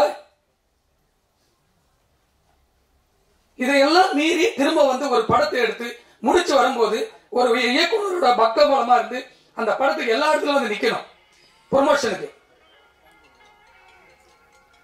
இது எனக்காக சொல்ல, எல்லா படத்துக்கும் எல்லா நடிகர்களும் ஒத்துழைப்பு கொடுக்கணும்ன்றதான் என்னுடைய எண்ணம். இது என்னுடைய படத்துக்குன்னு நான் சொல்லவே வரல. போன் எடுக்காத நடிகர் எதுக்குங்க? மேனேஜர் வைங்க, இல்ல மேனேஜர் ரெஸ்பான்ஸ் பண்ண சொல்லுங்க. ஒவ்வொருத்தருக்கும் 50,000 பேட்டா வரணும்னா 50,000 வேணுன்றீங்க. யாருக்கிட்ட பேசுறது? ஒண்ணு இயக்குநர்கிட்ட பேசணும், இல்ல தயாரிப்பாளர்கிட்ட பேசணும். உங்க ப்ராப்ளம் என்னன்னு சொன்னா அதை சால்வ் பண்ணுவோம். இது எல்லாமே வேதனையுடைய உச்சத்தில் தான் நான் பேசுறேன். ஏன்னா ஒரு நடிகர் நம்ம வேண்டாம் வேண்டாம் வேண்டாம் அப்படின்றதுக்காக தான் ரொம்ப அமைதியா இருந்து இவ்வளவு பெரிய ஜாம்பவான்கள் எவ்வளவு டைம் எல்லாம் வேஸ்ட் பண்ணி எதிராக வந்திருக்காங்க சொல்லுங்க. ஒவ்வொருத்தருக்கும் ஒரு கடமைகள் இருக்கு. இந்த படத்துல இருக்க இந்த படம் வெளிவரத்துக்கு யாருக்கு பிள்ளையார் சுதாகர்னு ஒரு ஆள் ஒரு இல்லைன்னா இந்த படம் எப்படி வரும்? ஆரம்பிச்சிருக்க முடியாது. தான் ஸ்கிரிப்டை தூக்கிட்டு போய் பாலாஜி எத்தனை வருஷத்துக்காக போராடுறாரு. அவர் இந்த படத்தை தூக்கி போட்டு வேற படத்துக்கு போயிருக்கலாமே, போலிய கடைசி வரைக்கும் இருக்காரு. இந்த படத்தை வராத படத்தை வரும் நம்பிக்கையில எப்படி மகேந்திரகுமார் கேட்ட உடனே பணம் கொடுக்குறாரு. எனக்கு 3 படம் வந்து ஃபர்ஸ்ட் படம் தீ நகர் எடுத்தேன். தயாரிப்பாளர் ஒரு நாள் வரவே மாட்டார். உடனுடன் அந்த படத்துக்கு எல்லா வேலையும் எல்லாத்தையும் நடத்துவோம். அகம்புறம் ஒரு படம் எடுத்தேன், அதே போல எல்லாத்தையும் நடத்தணும். அதுக்கப்புறம் காசே தான் கிடையாது. அந்த ப்ரொடியூசர் வரவே மாட்டார். படத்தை பண்ணி கையில கொடுத்து அந்த படத்தை ரிலீஸ் வரைக்கும் நிற்போம். என் கூட நடிச்ச எல்லா நடிகருமே என்னோட அப்படியே ஃப்ரெண்டா இருப்பாங்க. இப்ப இந்த படத்துக்கு படம் 4 வருஷமா போராடமா தூங்கும் போதெல்லாம் அந்த படம் தான் வருது. எப்படின்னா வெளியே கொண்டு வரும் நல்ல படம்னு தோணிக்கிட்டே இருக்கு. இது எல்லாம் சொல்றேன்னா பிரஸுக்கு இது போய் சேரணுன்றதுக்காக தான். என் படத்துக்கு வரலன்னா பரவாயில்ல, அடுத்து நடிக்கிற எந்த தயாரிப்பாளருடைய படத்துக்கும் அவர் வரணும்னு சொல்லி இந்த மேடையில் இருக்கிற அத்தனை முன்னோடிகளுக்கும் சங்கத்திலுடைய நிர்வாகிகளுக்கும் தயவு செஞ்சு என்னுடைய கோரிக்கையாக வைக்கிறேன். எந்த நடிகனும் ஒவ்வொரு படத்தினுடையும் ப்ரொமோஷன்ல நிற்கணுன்றதை ஒரு தீர்மானமாக எடுக்க வேண்டும் என்று உங்களுக்கு பணிவோடு கட்டளையிடுகிறேன். நன்றி, வணக்கம். நன்றி. அடுத்ததாக நாம் பேச அழைக்கிறோம். துணிவும் முயற்சியும் தான் வெற்றியின் முதல் படி. புலன் விசாரணை, கேப்டன் பிரபாகரன், செம்பருத்தி என்று வரும்போதே வெற்றி வாகை சூடியவர், தமிழ் சினிமாவுக்கு புது நம்பிக்கை விதைத்தவர், சினிமாவின் மொத்த அமைப்பையும் ஒன்று கூட்டி தலைமை பொறுப்பில் திறம்பட செயல்படும் திரு RK செல்வமணி அவர்களை உங்கள் முன் பேச அழைக்கிறோம்.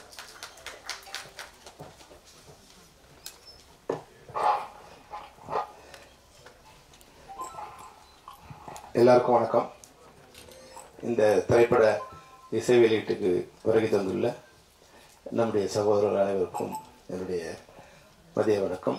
அதுபோன்று பத்திரிகையாளர்கள், ஊடகவியலாளர்கள், நண்பர்கள் அனைவருக்கும் மதிய வணக்கம். ஒருவேளை நான் திருமலை பேசுறதுக்கு முன்னாடி பேசிட்டு போயிருக்கலாம்னு நினச்சேன். நான் வந்து ஆக்சுவலாக வீட்டில் ஒரு சின்ன ஃபங்க்ஷன் நடந்துட்டு இருந்து திருமலை ஃபோன் பண்ணிட்டே இருந்தார். அப்புறம் வரலன்னா டைரக்டர் யூனியனே கழிச்சிடுவார்னு சொல்லி பயத்தில் நான் வந்துட்டு போயிடலான்னு வந்தேன். ஒரு ஃப்ரெண்ட்லியாக சொன்னேன். உண்மையாக அந்த ட்ரைலர் பார்க்கும்போது அந்த இயக்குனர் புதுசாக ஒரு ஃப்ரெஷ்ஷாக வர இது நம்மளோட கஷ்டம் எந்த திரைப்படமும் கஷ்டம் இல்லாமல் வந்ததே இல்லை. அதுக்கு தான் அந்த முன்னாடி நம்ம படத்தோட ரிலீஸே டெலிவரி ஆயிடுச்சு. டெலிவரி எவ்வளோ கஷ்டமோ அதுபோல் ஒவ்வொரு திரைப்படமும் அந்தந்த காலகட்டத்துக்கு சிரமமாக தான் இருந்துச்சு. முதல்ல வரும்போது அழகுபெருமாள் பேசினார், டைரக்டர் எவ்வளோ கஷ்டம். ஏன்னா அவர் படம் டைரக்ட் ப்ரொடியூஸ் பண்ணலான்னு நினைக்கிறேன் அவர் அதனால் எவ்வளோ டைரக்டர் கஷ்டம். படகோபி வந்தார், ஒரு ப்ரொடியூசருக்கு எவ்வளோ கஷ்டம். அவர் டைரக்ட் பண்ணல, அதனால் டைரக்டரோட கஷ்டம் அவருக்கு தெரியாது. ப்ரொடியூஸ் பண்ணுறது எவ்வளோ கஷ்டம். உண்மையிலே கஷ்டம் தான். திரைப்படத்துறை நம்ம ஜாலியாக மகிழ்ச்சியாக படம் பார்த்துட்டு போகிறோம். இந்த திரைப்படத்தை உருவாக்குறது ஒரு 400-500 பேரை எல்லாரும் ஆர்கனைஸ் பண்ணி அந்த படத்தை ஒரு ப்ராஜெக்ட் பண்ணுறது ஒரு கஷ்டமான வேலை தான், இல்லைன்னு சொல்ல. ஆனால் அது கொஞ்சம் திறம்பட பண்ணால் இது போல கஷ்டம் வராது. நிச்சயமாக இந்த படம் பார்த்தோம், நிச்சயமாக இந்த படம் ஒரு ஃப்ளரிஷாக இருக்குது, ஒரு சந்தோஷமாக இருக்குது. இப்போ இருக்கிற ஸ்க்ரீனுக்கு ஒரு டைட்டாக இருக்கிற இதுக்கு இந்த படம் ஒரு ஃபன்னாக ஒரு ஜாலியாக இருக்கும். அதனால் இந்த படம் நிச்சயமாக எல்லாராலும் ஒரு ட்ரெய்லர் பார்க்கும்போது அதுதான் ஒரு சொத்துக்கு ஒரு பானைக்கு ஒரு சொரு பதங்கிற மாதிரி ஒரு ட்ரெய்லருங்கிறது நிச்சயமாக அந்த ஆடியன்ஸை திரைக்கு கொண்டு வர மாதிரியும் ஒரு ட்ரெய்லராக இருக்கணும். ட்ரெய்லர் பார்க்கும்போது எனக்கு தெரிஞ்சது நிச்சயமாக இந்த படத்தை நானும் தேட்டரில் பார்க்கலாங்கிற ஒரு உணர்வு எனக்கு இந்த ட்ரெய்லர் கொண்டு வந்திருக்கு. அந்த வகையில் எவ்வளோ கஷ்டம் இருந்தாலும் இப்போ சவுண்ட் ட்ராக் முன்னாடிலாம் ஃபிலிம் பக்கத்தில் சவுண்ட் ட்ராக் ஓடிட்டுருக்கோம். அது பக்கத்தில் இன்னொரு ட்ராக் போட்டால் டைரக்டரோட அழுகை கேட்டுகிட்டே இருக்கும். நான் எல்லா ஃப்ரேம்லையும் டைரக்டரோட அழுகையும் இன்னொரு பக்கத்தில் போட்டால் ப்ரொடியூசரோட கேட்டுகிட்டே இருக்கும். ஆனால் அதையெல்லாம் நம்ம இந்த படத்தோட வெற்றி வரும்போது, என்னோட படமும் ரிலீஸ் ஆகும்போது இப்போ சிவா சார் இருக்காரு, கேட்டால் தெரியும் உங்களுக்கு, இந்த ஆஃபீஸ் உள்ளவே வரக்கூடாது சொல்லிட்டாங்க. ஸோ ஆஃபீஸ் உள்ளவே வரக்கூடாது, அந்த ரோடுக்கே வராதுப்பான்னு சொன்னாங்க. ஆனால் படம் ரிலீஸ் ஆன பிறகு மறுநாள் என் வீட்டு வாசலில் 3 கார் அவங்க கார் தான் நின்றுட்டு இருந்தது. என்னப்பா டைரக்டர் கூட்டுவாங்க அப்படின்னு. அதனால் இது ஒரு கணவன் மனைவி மாதிரி சண்டை தான். வெற்றி வரும்போது நம்மளுடைய எல்லா கவலைகளும் இதுவாகிடும். நாளைக்கு இந்த படம் வெற்றி ஆகும்போது இதே திருமலையும் அசோக் கிரணம் தோல்மலைக்கு கை போட்டு போவாங்க, நிச்சயமாக நடக்கும். சினிமாவில் நடக்காதுங்கிறதுக்கு எதுவுமே இது இல்லை, எல்லாம் நடக்கும். ஆனால் நடக்கிறதுக்கு எது காரணமாக இருக்கும்னா வெற்றி ஒன்று தான் காரணமாக இருக்கும்.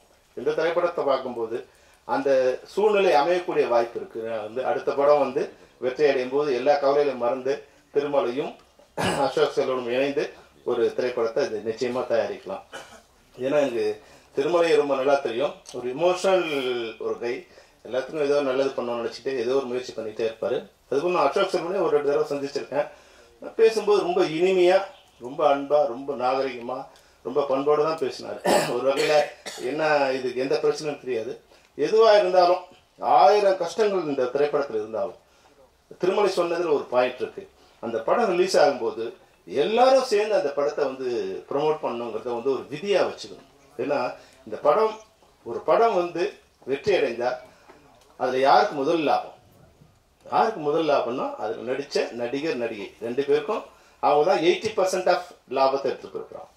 லாபங்கிறது வந்து நான் மானிட்டரி வைஸாக சொல்ல, அது வந்து ஃபேம் வைஸாக அது மூலம் அடுத்த படத்தில் கிடைக்க போகிற லாபம் வைஸாக 80% அவங்க எடுத்துகிட்டு போகிறாங்க.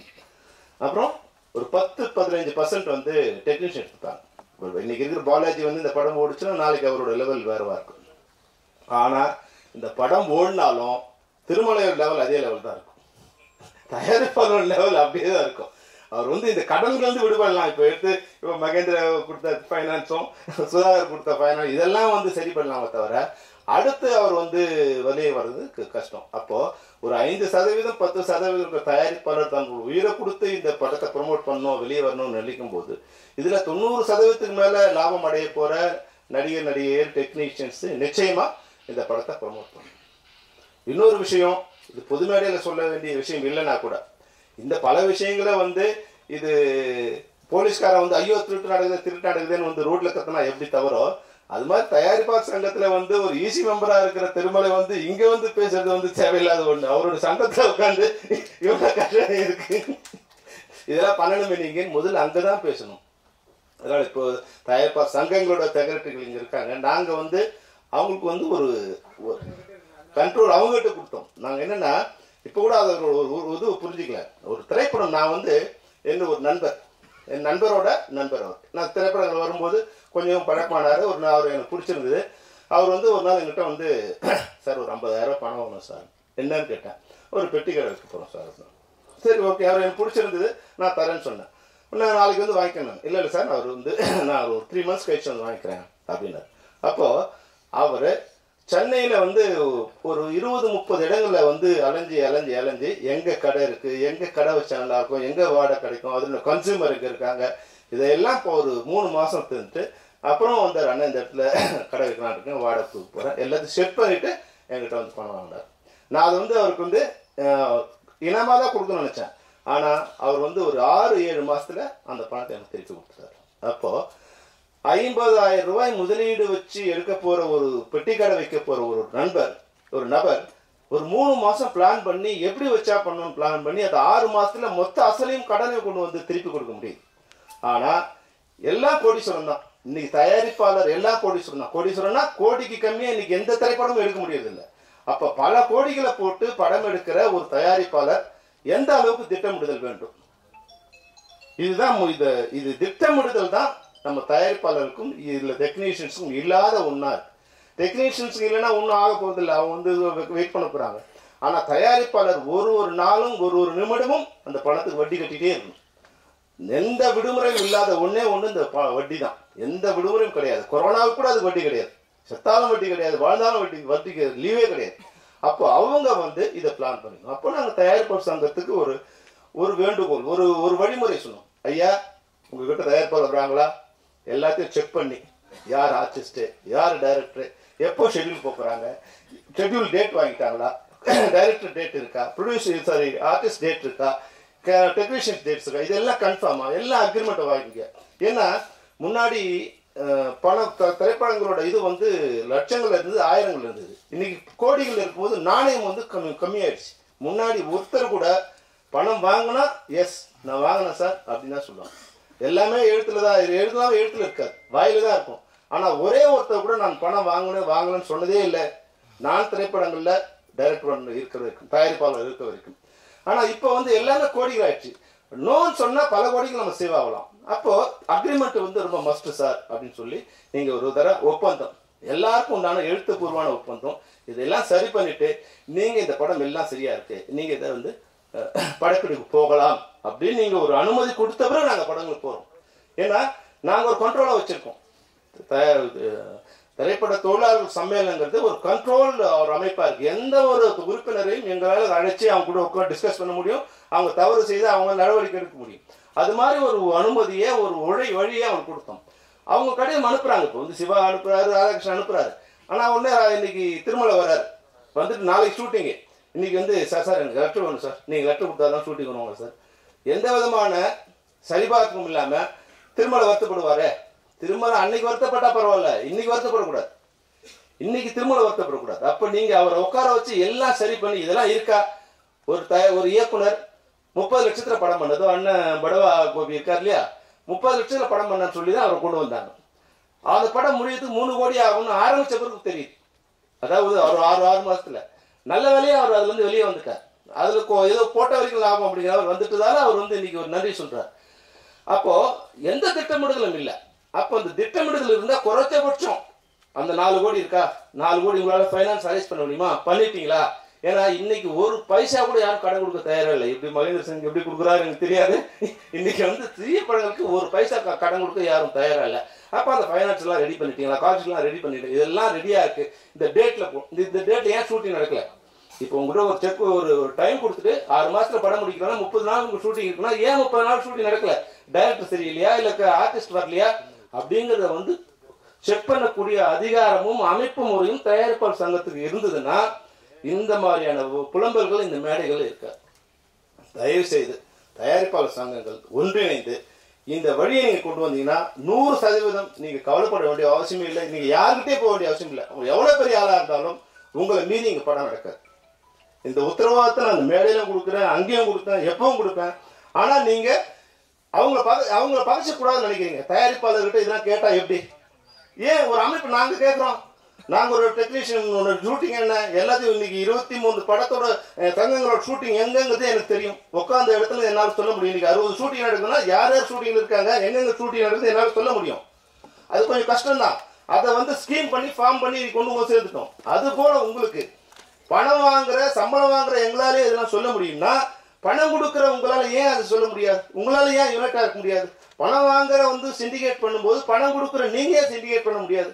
நீங்க ஒரு சிண்டிகேட் பண்ணி ஒரு ஒழுங்குமுறை இது பண்ணிட்டீங்கன்னா இந்த தமிழ் சினிமா 60% 80% நிச்சயமாக மாறுபடும்.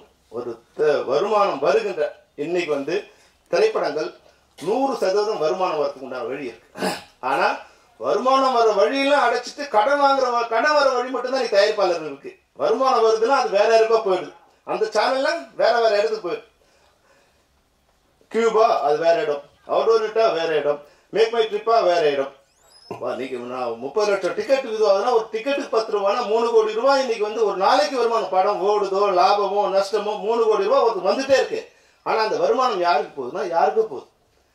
இன்னைக்கு வந்து 1000 சினிமா தேட்டர்ல வந்து 4 ஷோ போயிட்டே இருக்கு, 4000 ஷோ நடந்துட்டே இருக்குன்னா இதுக்கான கியூப் சார்ஜும் கட்டிட்டே இருக்கும். இது வருமானம், இது நஷ்டமே இல்லை.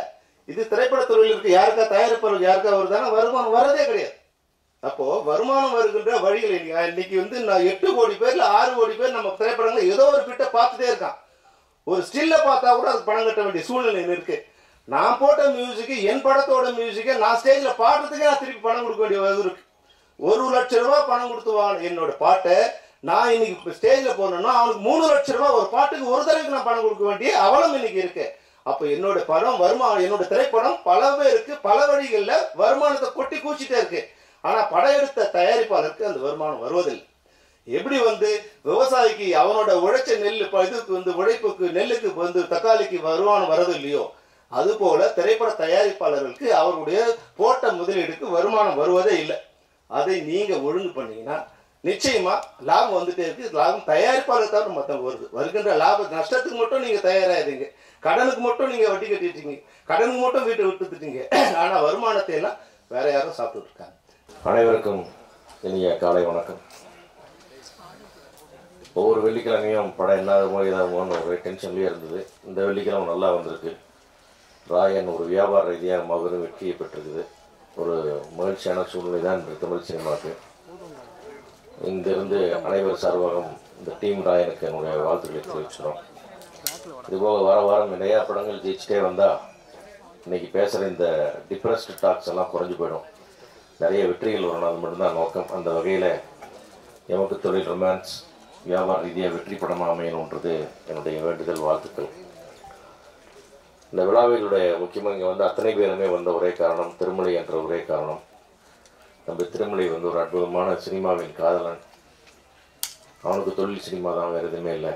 அந்த மாதிரி ஒரு நல்ல போராளி, ரொம்ப பேஷனேட்டாக சினிமாவை ரொம்ப லவ் பண்ணி சினிமான்னு ட்ரேட் சுற்றிட்டு இருக்கிற ஆள். அவருக்கு வந்து இன்றைக்கி திருமலை வந்து ஒரு ப்ராடக்ட் ஐடென்டிஃபை பண்ணி ஒரு படத்தை பார்த்து அந்த படத்தில் இருக்கிற சிக்கல்களை கலைந்து அதை வெளியே கொண்டு வர்ற முயற்சிக்கு நிச்சயமாக எங்களுடைய எல்லாருடைய ஆதரவுக்கும் வாழ்த்துக்கள். அந்த மாதிரி ஒரு போராட்டம் ஜெயிக்கணும். ஏன்னா அந்த மாதிரி பண்ணும்போது இன்னும் நிறைய சின்ன படங்களை மீட்டு கொண்டு வருவதற்கு பல பேர் முயற்சிப்பாங்க. அதுக்கு உறுதுணையாக இருக்கக்கூடிய மகேந்திரகுமார் நகர் அவர்களுக்கு மற்ற வெவ்வேறு டீமுக்கு என்னுடைய வாழ்த்துக்கள். இயக்குனர் பாலாஜி அவரை பற்றி நான் கேள்விப்பட்டிருக்கேன், நிறைய நல்ல படம்லாம் நல்ல இந்த படத்தை நல்லா பண்ணியிருக்காரு அப்படின்ட்டு. அவர் ஜெயிச்சு ஒரு பெரிய இயக்குனர் வருவதற்கு வாழ்த்துக்கள். அதே மாதிரி தமிழ் சினிமாவின் மிகச்சிறந்த குறிப்பிடக்கூடிய அற்புதமான மெலோடிகளை தரக்கூடிய இசையமைப்பாளர் தம்பி நிவாஸ், அவருக்கும் இந்த படத்தினுடைய வெற்றி பெரிய வரவேற்பை தர வேண்டும், இந்த பாடல்கள் வெற்றி அடைய வேண்டும் அவருடைய வாழ்த்துக்களை தெரிவிச்சுக்கிறேன். அது மாதிரி இந்த ஒரு இக்கட்டான சினிமா சூழ்நிலையில் இது போன்ற சிறிய படங்களை வெளியே கொண்டு வந்து முயற்சிக்கிற திருமலைக்கும் இந்த மொத்த டீமுக்கும் என்னுடைய நெஞ்சார்ந்த வாழ்த்துக்களையும் நன்றியும் தெரிவிச்சுக்கிறேன். நன்றி, வணக்கம். நன்றி சார். அடுத்ததாக நாம் பேச அழைக்கிறோம். சில இயக்குநர்களின் ஒரு படம் போதும் இந்த உலகையே பேச வைக்கும். அத்தனை விருதுகளும் அள்ளி குவித்த ஆரண்ய காண்டம் படம், ஆணை பெண்ணாக்கி பார்த்து அழகு பார்த்த சூப்பர் டீலக்ஸ் தொடரும் வெற்றி படங்கள், தீயாய் எழுந்து திசைகள் பல கடந்து மீண்டும் மீண்டும் வெற்றி கதைகள் கொடுக்க வாழ்த்துக்களோடு அழைக்கிறோம் தியாகராஜா குமாரராஜா அவர்களை.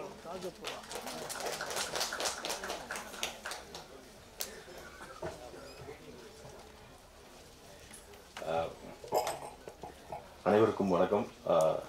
எனக்கு முன்னாடி நிறைய பேர் காரசாரமாக பேசிட்டு போனதுனால நான் புதுசப் இல்லாமல் ஒரு வாழ்த்துக்கள் தெரிவிச்சுக்கிறது தான் இருக்கேன். பாலாஜி ரொம்ப நாளாக பழக்கமான நண்பர். இப்போ சமீப காலமாக ரொம்ப நெருக்கமாக பழகிறதுக்கு வாய்ப்பு கிடைச்ச ஒரு நண்பர். நிறைய சிரமங்களுக்கு நடுவிலையும் போராட்டங்களுக்கு நடுவிலையும் அவர் அந்த படத்தை எடுத்திருக்கிறார். நம்ம தமிழ் சினிமாவில் பெரிய பெரிய இயக்குநர்கள் எல்லாமே சின்ன சின்ன படங்கள் பண்ண ஆரம்பிச்சு தான் பெரிய இயக்குநர்கள் ஆகியிருக்காங்க. ஏன்னா அது மாதிரி இவரும் ஒரு சின்ன படத்தில் ஸ்டார்ட் பண்ணுறாரு. மிகப்பெரிய இயக்குநராக வர்றதுக்கு வாழ்த்துக்கள். இசையமைப்பாளர் நிவாஸ்குமாருடைய வாழ்த்துக்கள். படத்தில் நடித்த அசோக் செல்வன், பாலாஜி தரணிவரன், விஜயவரராஜன், பரவ கோபி இவர்கள் அனைவருக்கும் என்னுடைய வாழ்த்துக்கள். படம் வெற்றி அடைய என்னுடைய மனமார்ந்த வாழ்த்துக்கள். நன்றி, வணக்கம். Thank you sir. அடுத்ததாக நாம் பேச அழைக்கிறோம். திகிடி, சேதுபதி, செம்பி, டக்கர் என்ற நிலமெல்லாம் மணக்க நாமெல்லாம் மகிழ காதுகளில் ஒலிக்கும் இவரது கான பாடல் எப்போதும் எங்கேயும் இவர் குரல் எமக்கு தொழில் ரொமான்ஸ் என்று ஒலிக்க வேண்டும் என்று வாழ்த்துக்களோடு அழைக்கிறோம் நிவாஸ் கே பிரசன்னா இசையமைப்பாளர் அவர்களை.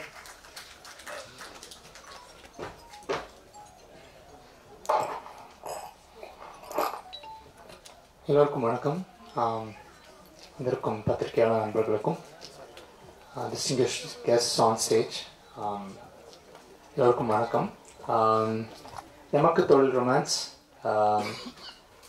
பல போராட்டங்களுக்கு அப்புறம் இப்போது this film has found its light அப்படின்னு சொல்ல முடியும். நம்ம நான் நிறைய டைரக்டர்ஸோட ஒர்க் பண்ணியிருக்கேன். very few directors நீங்கள் you come across them, you find them very sensible. At the same time அவங்களோட உங்களுக்கு ஒரு பர்சனல் கனெக்ஷன் இருக்கும். அப்படிப்பட்ட ஒரு சில இயக்குநர்கள் நான் சந்தித்து எனக்கு ரொம்ப மிக நெருக்கமான ஒரு இயக்குனர் தான் பாலாஜி சார் தான் சொல்ல முடியும். அவருடைய சென்சிபிலிட்டிஸும் அவருடைய தாட் ப்ராசஸும் நான் ரொம்ப நிறையா விஷயங்களை ரசிச்சிருக்கேன். இந்த படத்தில் பொறுத்த வரைக்கும் கிட்டத்தட்ட இவரோட நான் கிட்டத்தட்ட ஒரு 6 வருஷமாக ட்ராவல் பண்ணிகிட்ருக்கேன். இந்த படம் ஆரம்பித்து ஸோ எனக்கு ஒரு பிரதர் அவர் ஆக்சுவலி ஒரு ஃபேமிலி எப்போவுமே. ஸோ இந்த ஃபிலிம் நல்லா வந்திருக்கு, பாடல்களும் நல்லா வந்திருக்கு. ஏன்னா இதுக்கு நாங்கள் நிறையா சாரும் நானும் நிறைய விஷயங்கள் டிஸ்கஸ் பண்ணி நிறையா உழைச்சிருக்கோம். ஈவன் தோ நிறைய விஷயங்களுக்கு தாண்டி இந்த படம் ரிலீஸ் ஆகும்போதும் இந்த ஃபிலிமில் ஒரு சோல் இருக்குன்றதை நான் ரொம்ப நம்புகிறேன். ஆக்சுவலி ஐ திங்க் அந்த ஒரு விஷயந்தான் எப்போவுமே இந்த படத்தை ஹோல்ட் பண்ணிகிட்ருக்கு. ஸோ சார் பற்றி சொல்லணும்னா அவரோட போராட்டங்களை நான் என் கண் முன்னாடி பார்த்துருக்கேன். அவர் என்னென்னலாம் கோ த்ரூ பண்ணியிருக்காருன்றதை I have seen right in front of my eyes. So I think sir ஒரு பொட்டென்ஷியல் அண்ட் அவர் இன்னும் பெரிய இடத்துக்கு வருவார்ன்றதை நான் நிறைய நம்புகிறேன். My prayers and my wishes to sir. And next என்னுடைய ப்ரொடியூசர்ஸ். இந்த படத்தை முதல்ல ஆரம்பித்தது சுதாகர் சார்.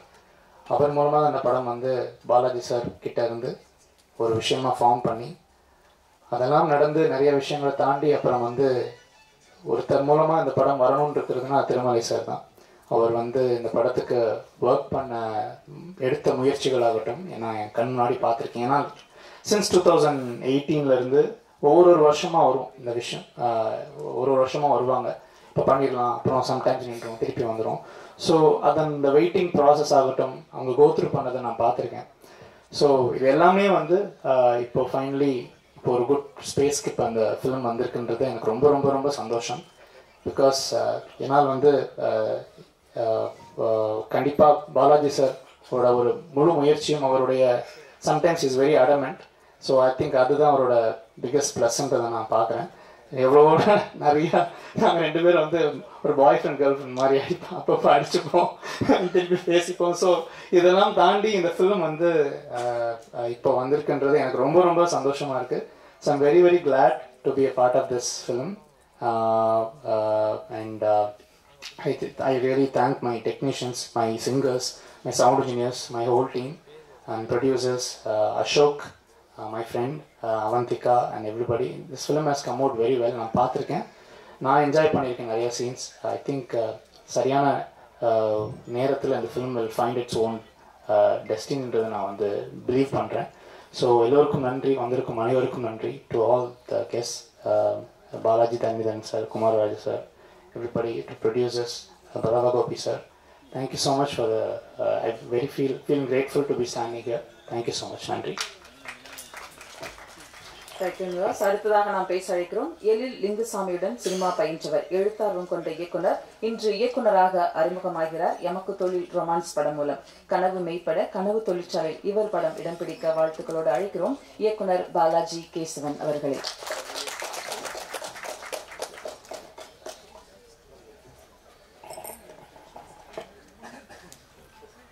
அனைவருக்கும் வணக்கம்.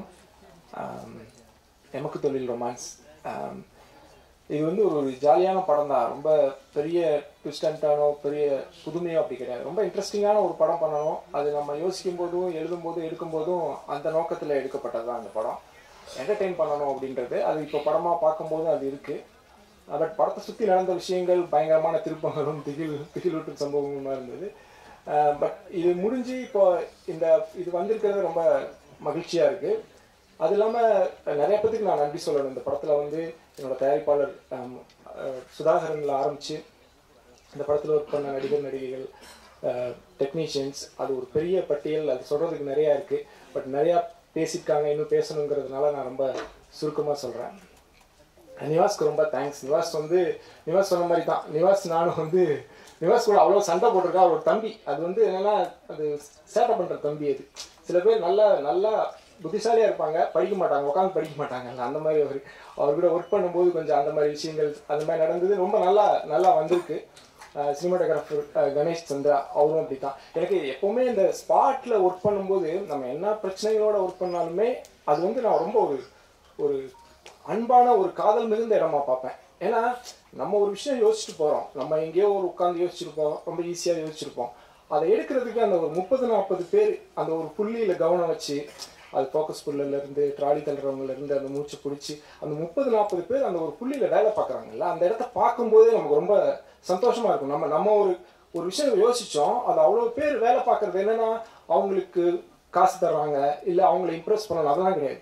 முழுக்க அந்த சினிமா மேலே இருக்கிற அவங்களோட பேஷன் இருக்குல்ல, அது பார்க்கும்போது நமக்கு அவ்வளோ சந்தோஷமாக இருக்கும். என்ன பிரச்சனை இருந்தாலும் நம்ம அதை எடுத்துடலாம். அப்படி கேமராமேன்லாம் வந்து பார்த்தா ஒரு ஷார்ட் எடுத்துட்டு நம்ம பரபரப்பாக போயிட்டு இருப்போம். ப்ளீஸுங்க ஒரே ஷார்ட் அப்படி லென்ஸ் மாற்றி அப்படி எடுத்துடுறேன் பாரு.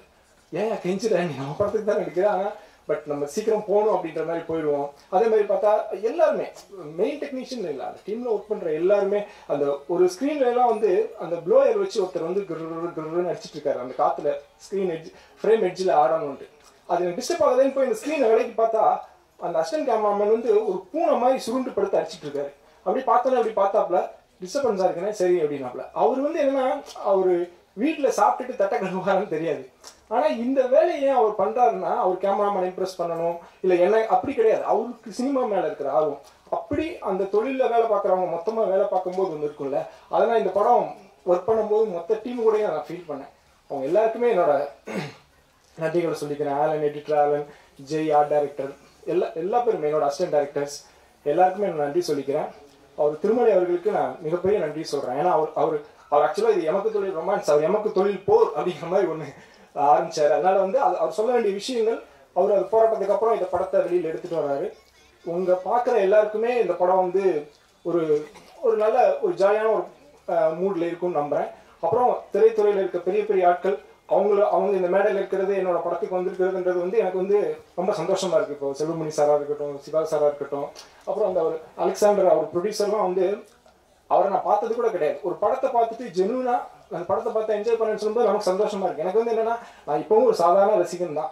நான் இந்த படமும் ஒரு சாதாரண படம் தான். பட் என்னென்னா, நமக்கு நானே இப்போ ட்ரெய்லர் டீசர் பார்க்கும்போது ஏதோ ஒரு படம் பார்க்குறவங்க சந்தோஷத்தில் தான் உட்காந்துருந்தது. என்னோட படங்கிற இல்லை, நமக்கு எப்போவுமே அந்த ஒரு படம் பார்க்குறோங்கிற ஒரு மகிழ்ச்சி இருக்கும்ல, அது வந்து அது எனக்கு அந்த மாதிரி தான் அதை எடுத்துருக்குறோம். எல்லாரும் அப்படி சொல்கிறது, இவங்க எல்லாம் வந்திருக்கிறது, என்னை வாழ்த்துனது, ரொம்ப ஜெனுவனாக சொன்னது ரொம்ப சந்தோஷமாக இருக்குது. முக்கியமாக என்னோட நண்பர்கள் பாலாஜி தரணிதரன், செல்லா, குமார் ராஜா, அவங்களுக்குலாம் என்னோட மிகப்பெரிய நன்றியை சொல்லிக்கிறேன். ஏன்னா என்னோட நண்பர்கள் தான் எனக்கு ஒரு வகையில் ஆசான்கள். உங்ககிட்ட தான் நான் கற்றுக்கிறேன். நான் வந்து நிறைய படம் பார்த்து புக்கு படிச்சு அப்படிலாம் கிடையாது. நம்ம இப்போ பாலாஜி கூட நான் ஒரு படம் பார்க்குறேன்னா, அந்த பாலாஜி படம் பார்க்கும்போதே அவரோட பார்வையில் சில விஷயங்கள் சொல்லும்போது அது நமக்கு லேர்னிங்காக இருக்கும். குமார் ராஜாவும் அப்படி தான். குமார் ராஜாலாம் வந்து அவர் கூட நான் குமார் ராஜா, செல்லா, பாலாஜி 3 பேருக்குள்ள ஒற்றுமை என்னன்னா, இவங்க கிட்ட பேசிட்டு போயிட்டேன்னா வீட்டில் நினைச்சு சிரிச்சுட்டு இருப்பேன். அப்படி ஒரு பயங்கரமான கமெண்ட்ஸ் சொல்லுவாங்க. ரொம்ப ஹியூமர் சென்ஸு, சினிமா மேலே இருக்க பேஷன், அவங்களோட இருக்கும்போது என்னன்னா நமக்கு பத்தலைன்ற ஒரு உணர்வு இருந்துகிட்டே இருக்கும். இன்னும் இந்த பிரேம்குமார் 96 டைரக்டர், அவர் தான் அந்த ப்ராஜெக்ட் அசம்பிள் பண்ணார். என்னன்னா இன்னொன்று, நம்ம எல்லா லைஃப்பில் ஜென்ரலாகவே நட்புங்கிறது ஒரு முக்கியமான பங்காக இருந்தால் கூட சினிமா துறையில் வந்து அதோட இதை வந்து நீங்கள் கண்ணு முன்னாடி பார்க்கலாம். என்னன்னா இப்போ பிரேம் வந்து இதை கூப்பிட்டு போய் நீங்கள் படம் பண்ணுங்கன்னு ப்ரொடியூசரை ஜாயின் பண்ணுறாரு.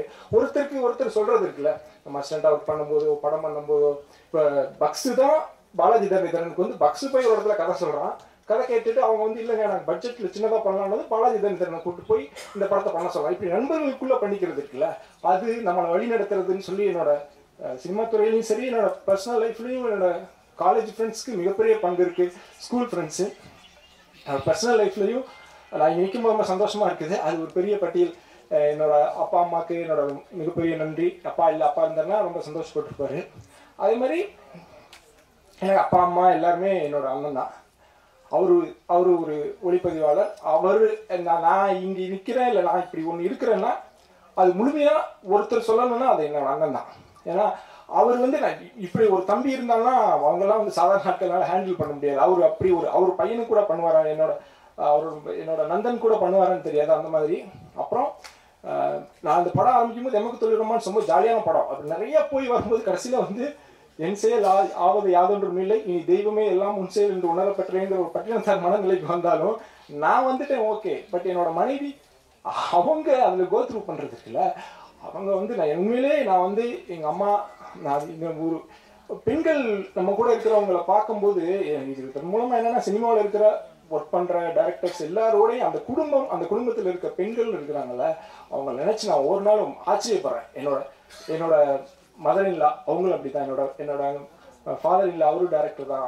அவங்க எல்லாரையுமே பார்க்குறேன்ல, அவங்க கோத்ரூ பண்ணுறது அவங்களோட ஸ்ட்ரென்த் இருக்குல்ல. இப்போது நான் இந்த ஃபங்க்ஷனில் கேர்லெஸ்ஸாக இருக்கிறேன், என்னோட மனைவி அவங்க வந்து ஒரு பதட்டம் இருக்குல்ல, சரியா நடக்கணும், சரியா வரணும், நீ பண்ணிட்டியா அது பண்ணிட்டியா என்ன ஸ்கூலில் கூட இப்படி பண்ணது இல்லைன்ற மாதிரி இருக்கும். அவங்க எல்லாத்துக்குமே நான் நன்றி சொல்லிக்கிறேன். எங்கள் அம்மா உடம்பு சரியில்லை, வர முடியல, அவங்க வீட்டில் இருப்பாங்க. அவங்க என்னமோ பெரிய ஆஸ்கார் ஃபங்க்ஷன் மாதிரி நினச்சிக்கிறாங்க. அவங்க அப்படி பயங்கரமாக நேற்று பேசினாங்க. அதெல்லாம் ஒன்றும் இல்லாமல் நாளைக்கு ஒரு படம் வருது. இது என்னோட பர்சனல் கதை என்ன சொல்கிறேன்னு நினைக்காதீங்க. இது நான் சொல்ல வேண்டியது முதல் மேடைங்கிறதுனால இதெல்லாம் சொல்கிறேன். எல்லாருக்கும் மிக்க நன்றி. இந்த படம் வந்து உங்களுக்கு ஒரு ஃபேமிலி என்டர்டெய்னராக இருக்கும். கூடிய விரைவில் ஒரு ஆகஸ்ட் 9 அந்த மாதிரிலாம் பிளான் பண்ணுறோம். அது அவங்க முடிவு பண்ணி சொல்லுவாங்க. மற்றபடி என்னை நன்றி சொன்னாங்க. உண்மையிலே என் மனசில் அது மட்டும்தான் இருக்குது. முதல்ல நமக்கு நடக்கிற ஒரு படத்தில் வந்து அது இதுன்னு சிக்கல் வரும்போது நம்ம கோபம் அவன் மேலே இப்படிலாம் இருக்கும். ஆனால் உண்மையிலே இந்த இடத்துல நிற்கும் போது எனக்கு வந்து அந்த கிராட்டிடியூட் தான் இருக்குது. அது எல்லாருக்குமே இருக்குது. இந்த சினிமாவில் வந்து இவ்வளோ நாள் ஒர்க் பண்ணது சொல்ல மறந்துட்டேன். எழில் சார் வந்து நான் இன்னைக்கு சர்ப்ரைஸ். எழில் சார் வந்து பார்த்தோன்னே நான் அசிஸ்டண்ட்டாக சேரணும்னு ட்ரை பண்ணும்போது எங்கள் அண்ணன் என்கிட்ட சொன்னார், டேய் நீ வந்து அசிஸ்டண்ட்டாக போய் சேர்றது அது வந்து தொழில் கற்றுக்கிறது, படம் எடுக்கிறது, அதெல்லாம் உன்னோட பர்சனல் இது. பட் நீ ஒரு டைரக்டர்கிட்ட போய் ஒர்க் பண்ணும்போது அவங்களோட கேரக்டர், அவங்களோட அப்ரோச்சு அது ஒன்று அழியாமல் இன்ஃப்ளூயன்ஸ் பண்ணும். அப்போ நீ சரியான ஆளை தேர்ந்தெடுத்து போகணும்னு அவர் என்கிட்ட சொன்ன முதல் டைரக்டர் வந்து எழில் சார். ஏன்னா அப்போ அவர் கூட ஒர்க் பண்ணியிருந்தார். அப்புறம் எழில் சார் கூட ஒர்க் பண்ணேன். எலிட் சார் கூட நீங்கள் வந்து ஒரு பாலிடிக்ஸ் இருக்காது. செல்லா கூட ஒர்க் பண்ணாரு, செல்லா எனக்கு அப்புறம் ஒர்க் பண்ணார். எலிட் சார் ஒர்க் பண்ணும்போது உங்களுக்கு அவ்வளோ ப்ளசண்ட்டாக இருக்கும். எலிட் சார் கூட அதுதான். அப்புறம் இன்சம் சாரோட ஒர்க் பண்ணேன், அவருக்கும் நான் மிகப்பெரிய நன்றி சொல்லிக்கிறேன். ஏன்னா அவர் கொடுத்த ஃப்ரீடம், அவரோட அந்த இடத்துல நான் நிறைய கற்றுக்கிட்டேன். அது எல்லாமே நண்பர்கள்கிட்டே நிறைய கற்றுக்கிட்டு இருக்கேன். நான் கற்றுக்கிட்டே இருக்கேன். படம்ன்றது அந்த முதல் எழுதுகிற கவிதை மாதிரி, அன்பே ஆரோக்கியங்கிற மாதிரி. இனி அடுத்தடுத்து நான் சிறப்பாக பண்ணணும்னு நினைக்கிறேன். வந்திருக்கிற பத்திரிகை ஊடக நண்பர்கள் அனைவருக்கும் என்னோட மிகப்பெரிய நன்றியை சொல்லிக்கிறேன். இந்த படம் உங்களுக்கு எல்லாருக்கும் பிடிக்கும். மிக்க நன்றி. நன்றி, வாழ்த்துக்கள் சார். இந்த காலை இத்தனை இயக்குநர்களும் வந்திருக்காங்க. நட்புகளால் சூழ்ந்த உலகு அப்படிங்கிற மாதிரி இருக்கு. அடுத்ததாக நாம் பேச அழைக்கிறோம் சுப்ரீம் கோர்ட் பாஸ்கர் அவர்களை சில வார்த்தைகள் வாழ்த்து பேச அழைக்கிறோம்.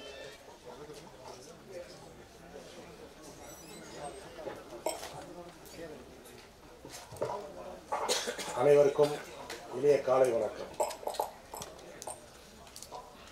எமக்கு தொழில் ரொமான்ஸ் சிறப்பான தலைப்பு.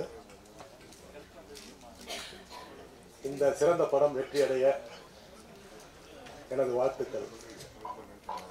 எனது நண்பர் திருமலை அவர்கள் மிகுந்த சிரமப்பட்டு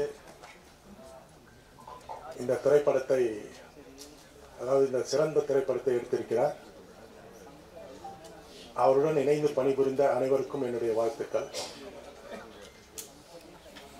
ஒரு திரைப்படம் வெளியாவதற்கு பல்வேறு பிரச்சனைகளில் முக்கியமான காரணம் நிதி, ஃபைனான்ஸ். ஃபைனான்ஸ் இல்லாததுனால தான் நிறைய படம் வந்து எடுக்க முடியாம இருக்கு. அண்ணன் ராஜன் அவர்கள் இருக்கின்றார். Film producer cooperative society. நம்ம சாதாரணமாக நினைப்போம்னா ஒரு கோஆபரேட்டிவ் சொசைட்டி, ஏதோ ஒரு 100, 500, 1000. பட் இந்த கோஆபரேட்டிவ் சொசைட்டிங்கிறது பார்த்தீங்கன்னா இந்தியா முழுக்க 1.5 லட்சம் கோடிக்கு மேல பணம் இருக்கு. ஆனா இதுல முக்கியமானது வந்து ஒற்றுமை. ஒரு பொறாமை உணர்ச்சி இல்லாம ஒற்றுமையா இணைந்து செயல்பட்டீங்கன்னா நீங்க யார்கிட்டயும் நிதி கேட்டு போக வேண்டிய அவசியம் கிடையாது. இதுல என்னன்னா கோஆபரேட்டிவ் சொசைட்டில உங்களுக்கு இன்ட்ரெஸ்ட் ரொம்ப குறைவு. ரெண்டாவது என்னன்னா கொலாட்ரல் கிடையாது. எந்த ப்ரொடியூசருமே எந்த சொத்தையும் கொடுக்க வேண்டிய அவசியம் கிடையாது. அதே மாதிரி அந்த பிலிம் ப்ரொடியூசர் கோஆபரேட்டிவ் சொசைட்டில ஒரு உதாரணத்துக்கு 1 லட்சம் ரூபாய் இருக்குதுன்னா உங்களுக்கு வங்கியில இருந்து 9 லட்சம் ரூபாய் கொடுக்குறாங்க, எந்த வித கொலாட்டலும் இல்லாம. அது இல்லாம சப்சிடி இருக்கு. நீங்க ஒரு நல்ல திரைப்படம் கொடுக்குறீங்க, ஒரு அவேர்னஸ் மாதிரி கொடுக்குறீங்க, ஒரு கிரீனிஷ் கொடுக்குறீங்கன்னா அதுக்கு உங்களுக்கு சப்சிடி கொடுக்குறாங்க அரசாங்கத்துல. பல்வேறு நல்ல சிறப்பு அம்சங்கள் இருக்கு. இதுல ஒரு உயர் மட்ட ஒரு அமைப்பா பிலிம் ப்ரொடியூசர் கோஆபரேட்டிவ் சொசைட்டி ஏற்படுத்தி ஒரு தவறு நடக்காம, ஒரு தில்லுமுள்ளு நடக்காம கரெக்டா இணைஞ்சு நீங்க பயணம் பண்ணீங்கன்னா நீங்க யார்கிட்டயும் போய் ஃபைனான்ஸ் கேட்க வேண்டிய அவசியமே கிடையாது. ஒரு 15 பேர் 20 பேர் கொண்ட உறுப்பினர் மாதிரி இணைங்க, இணைச்சு அது ஒரு டாப் லெவல் கமிட்டியா வைங்க. பணம் இருக்கு, நீங்களே முடிவு பண்ணுங்க, நீங்களே முதலாளி, நீங்களே கொடுங்க. அரசாங்கத்துடைய உதவிகள் நிறைய இருக்கு அதுல. அதை விட்டுட்டு பணம் இல்லை உங்களுக்குள்ள ஒரு போட்டி பொறாம, இவரை கேட்கறது, கொலாட்டல் கொடுக்கறது, சொத்து இல்லாம நடுத்தரில் வந்து நிக்கிறது. பணத்தை எடுத்துட்டு நிறைய தயாரிப்பாளர்கள் நடுத்தரில் தான் இருக்காங்க இல்லையா? இன்னைக்கு வங்கிகள் தான் உதவி பண்ணுது. உங்களுடைய சொத்து ஒரு காசு கொடுக்க தேவையில்ல, வங்கிகள் கொடுக்குது. அது இல்லாம தள்ளுபடி இருக்குது இதுல. இதை வந்து நீங்க எல்லாமே மிகச்சிறந்தவங்க, நிறைய விஷயங்கள் தெரிஞ்சவங்க.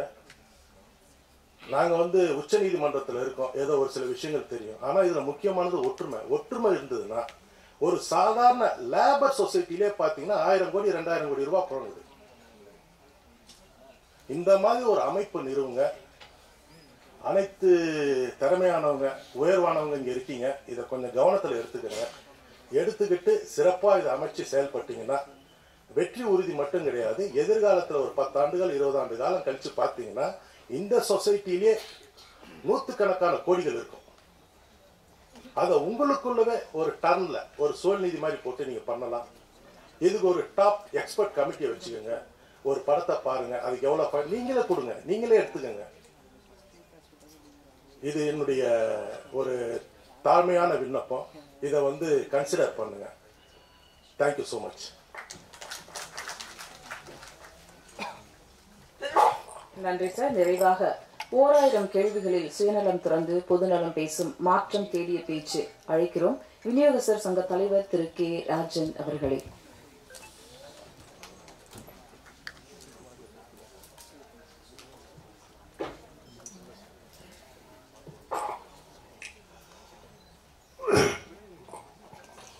கொஞ்சம் லேட்டாக வந்தன்றதால ரொம்ப லேட்டாக விட்டுட்டார் தம்பி.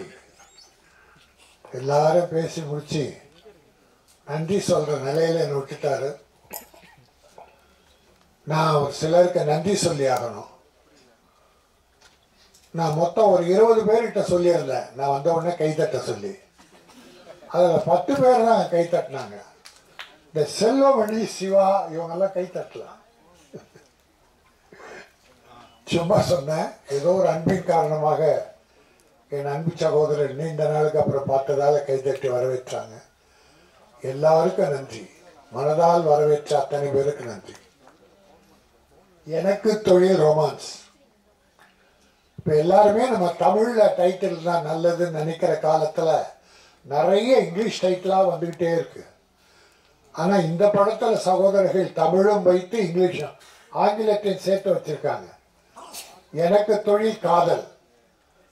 காதல் ரொமான்ஸ்னா காதல் எல்லாம் காதலை விட அடுத்தபடியா ரொமான்ஸ்னா டைரக்டர் சார் காதல் தானே? காதல் தான். ரொமான்ஸும் காதல் தான். எனக்கு தொழில் காதல் இப்போ ஒரு ஸ்டைலாக இருக்கு, நல்லா இருக்கு. எனக்கு தொழில் ரொமான்ஸ் போது சில யங்ஸ்டர்ஸ் இந்த காலேஜில் லவ் பண்ணிட்டு தள்ளின்னு வராங்க இல்லையா தியேட்டருக்கு, அவங்கெல்லாம் கொஞ்சம் ரொமான்ஸ்க்காக வருவாங்க, நிறைய வருவாங்க. எனக்கு இந்த பார்க்கும்போது நான் ரொம்ப நல்லா இருக்குன்னு சொன்னாங்க. தம்பி திருமலை தான் சொன்னான், ரொம்ப நல்லா இருக்கேனே, அதனால தான் நம்பி நம்ம பண்ணிட்டேன். இதில் நான் இவ்வளோ காலம் கஷ்டப்பட்டா கூட இதில் நான் வெற்றி பெறுவேன். அவன் ஒரு போராளி, சினிமா போராளி.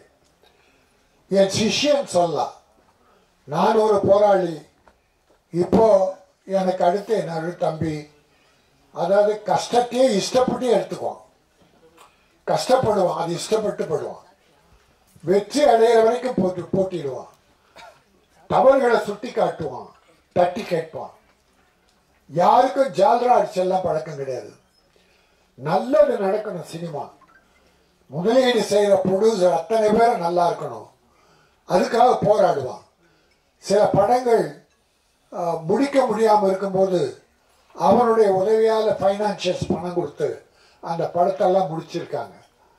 ஆக அப்படி ஒரு நல்ல மனம் படைத்த அருமை தம்பி திருமலை இன்றைக்கு இந்த படத்தை எடுத்து செய்கிறான் ப்ரொடியூசர்னா முதல்ல மகிழ்ச்சி.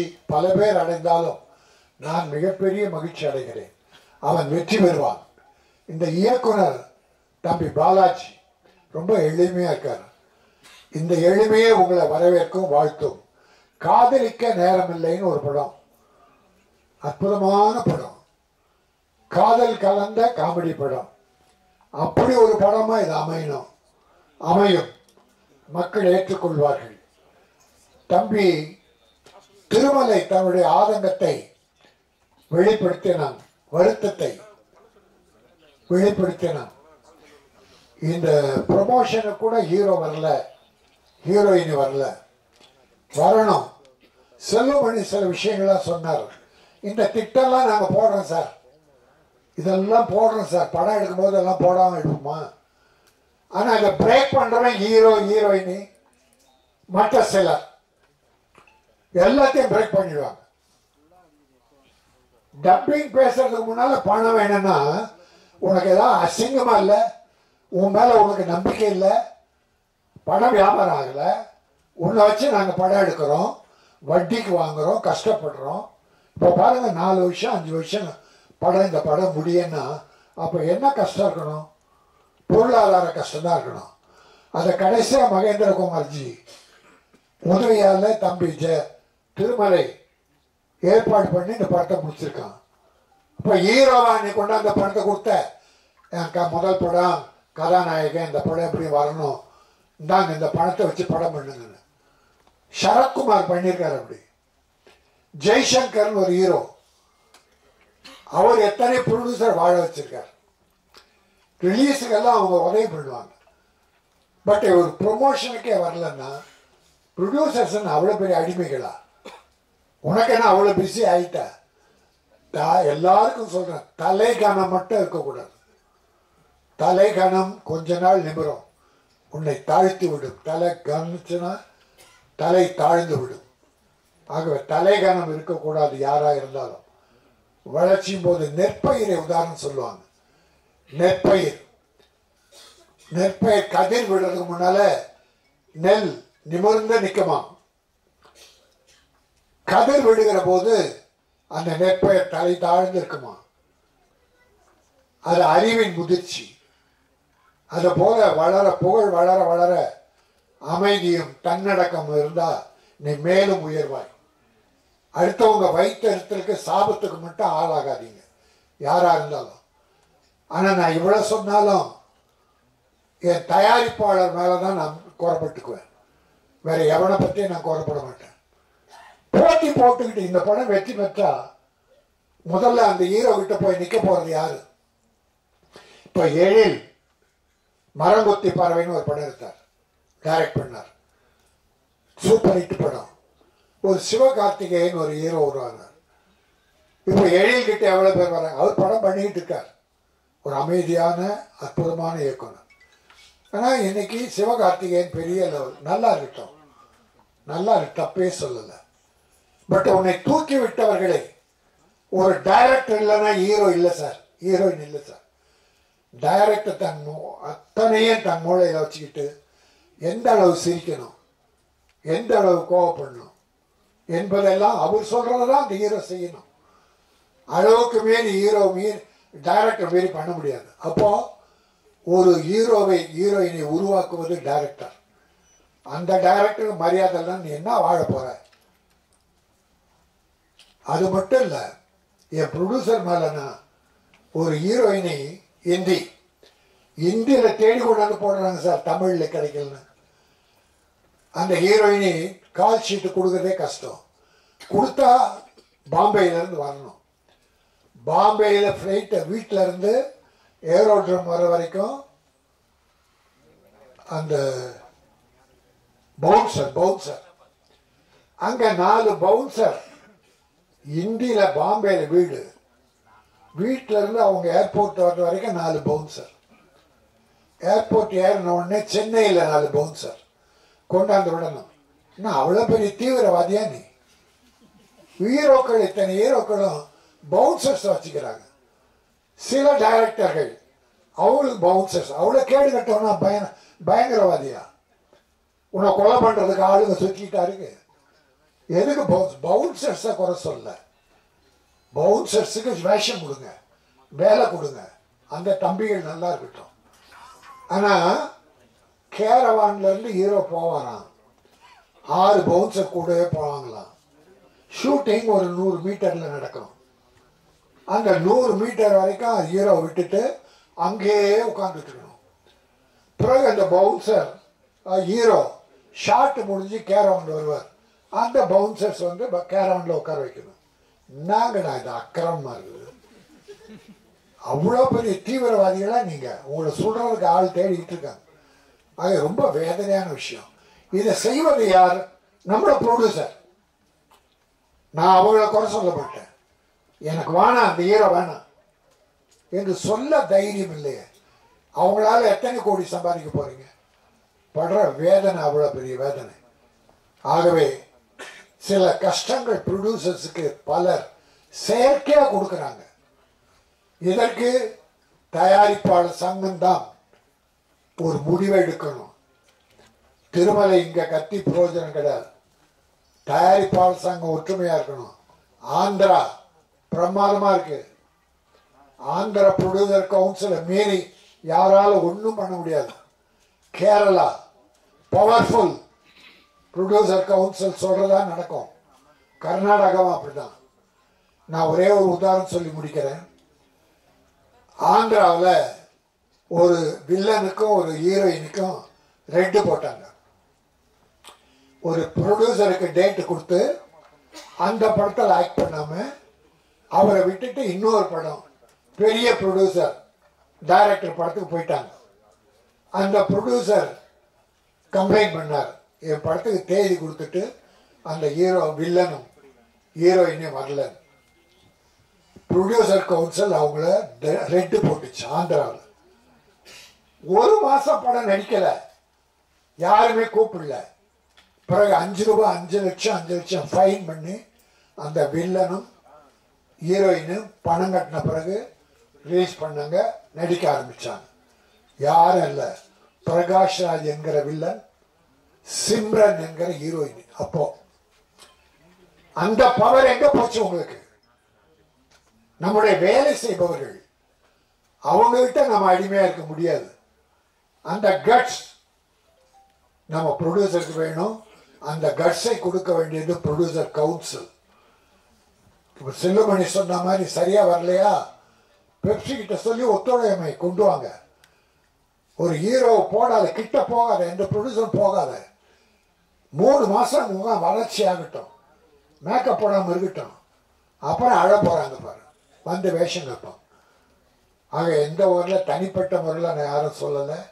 என் ப்ரொடியூசரை வேதனைப்படுத்திய எந்த ஹீரோ ஆனாலும் அவரை நான் வன்மையாக கண்டிக்கிறேன். இந்த எனக்கு தொழில் ரொமான்ஸ் மிகப்பெரிய வெற்றி பெறும். மிகச்சிறந்த நகைச்சுவை காதல் கதை. அந்த படத்தை மக்கள், தமிழக மக்கள் மட்டுமல்ல, சினிமா பார்க்கிற அத்தனை பேரும் ஏற்பார்கள். அதன் மூலமாக ஒரு கதாநாயகன் மிகப்பெரிய வெற்றி பெறுவார். ஹீரோ ஓடுறாங்க. இப்போ அந்த ஹீரோ ப்ரொமோஷனுக்கு வந்திருந்தா இந்த டிவி, நம்ம கேமராக்கள் எல்லாமே அவங்ககிட்ட தான் இருந்திருக்கும். எங்கேயும் ப்ரொமோஷன் அவங்களுக்கு தான். ப்ரொடியூசர் யாருன்னா எடுப்பாங்க, டைரக்டர் யாருன்னா ஃபோட்டோ எடுப்பாங்க, கிட்டச்சாக மாட்டாங்க.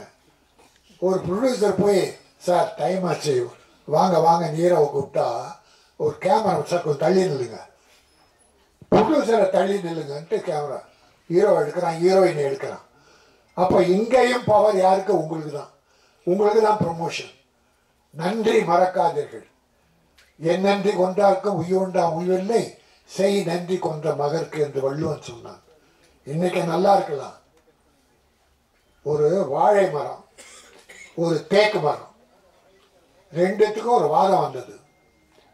வாழை மரம் தேக்கு மரம் வாழை மரத்தை கிண்டல் பண்ணி, நீ ரொம்ப ஷார்ட்டாக இருக்க, நீ விலை கம்மி, நான் தான் உயரமாக வளர்றேன், என்னுடைய மதிப்பு அதிகம், நான் பணக்காரன் வீட்டிலெல்லாம் வீடுகளை நிறைச்சி அழகுபடுத்துகிறேன் அப்படின்னுச்சு. வாழை மரம் சொல்லிச்சு, நீ வெட்டின பிறகுதான் நீ அழகு.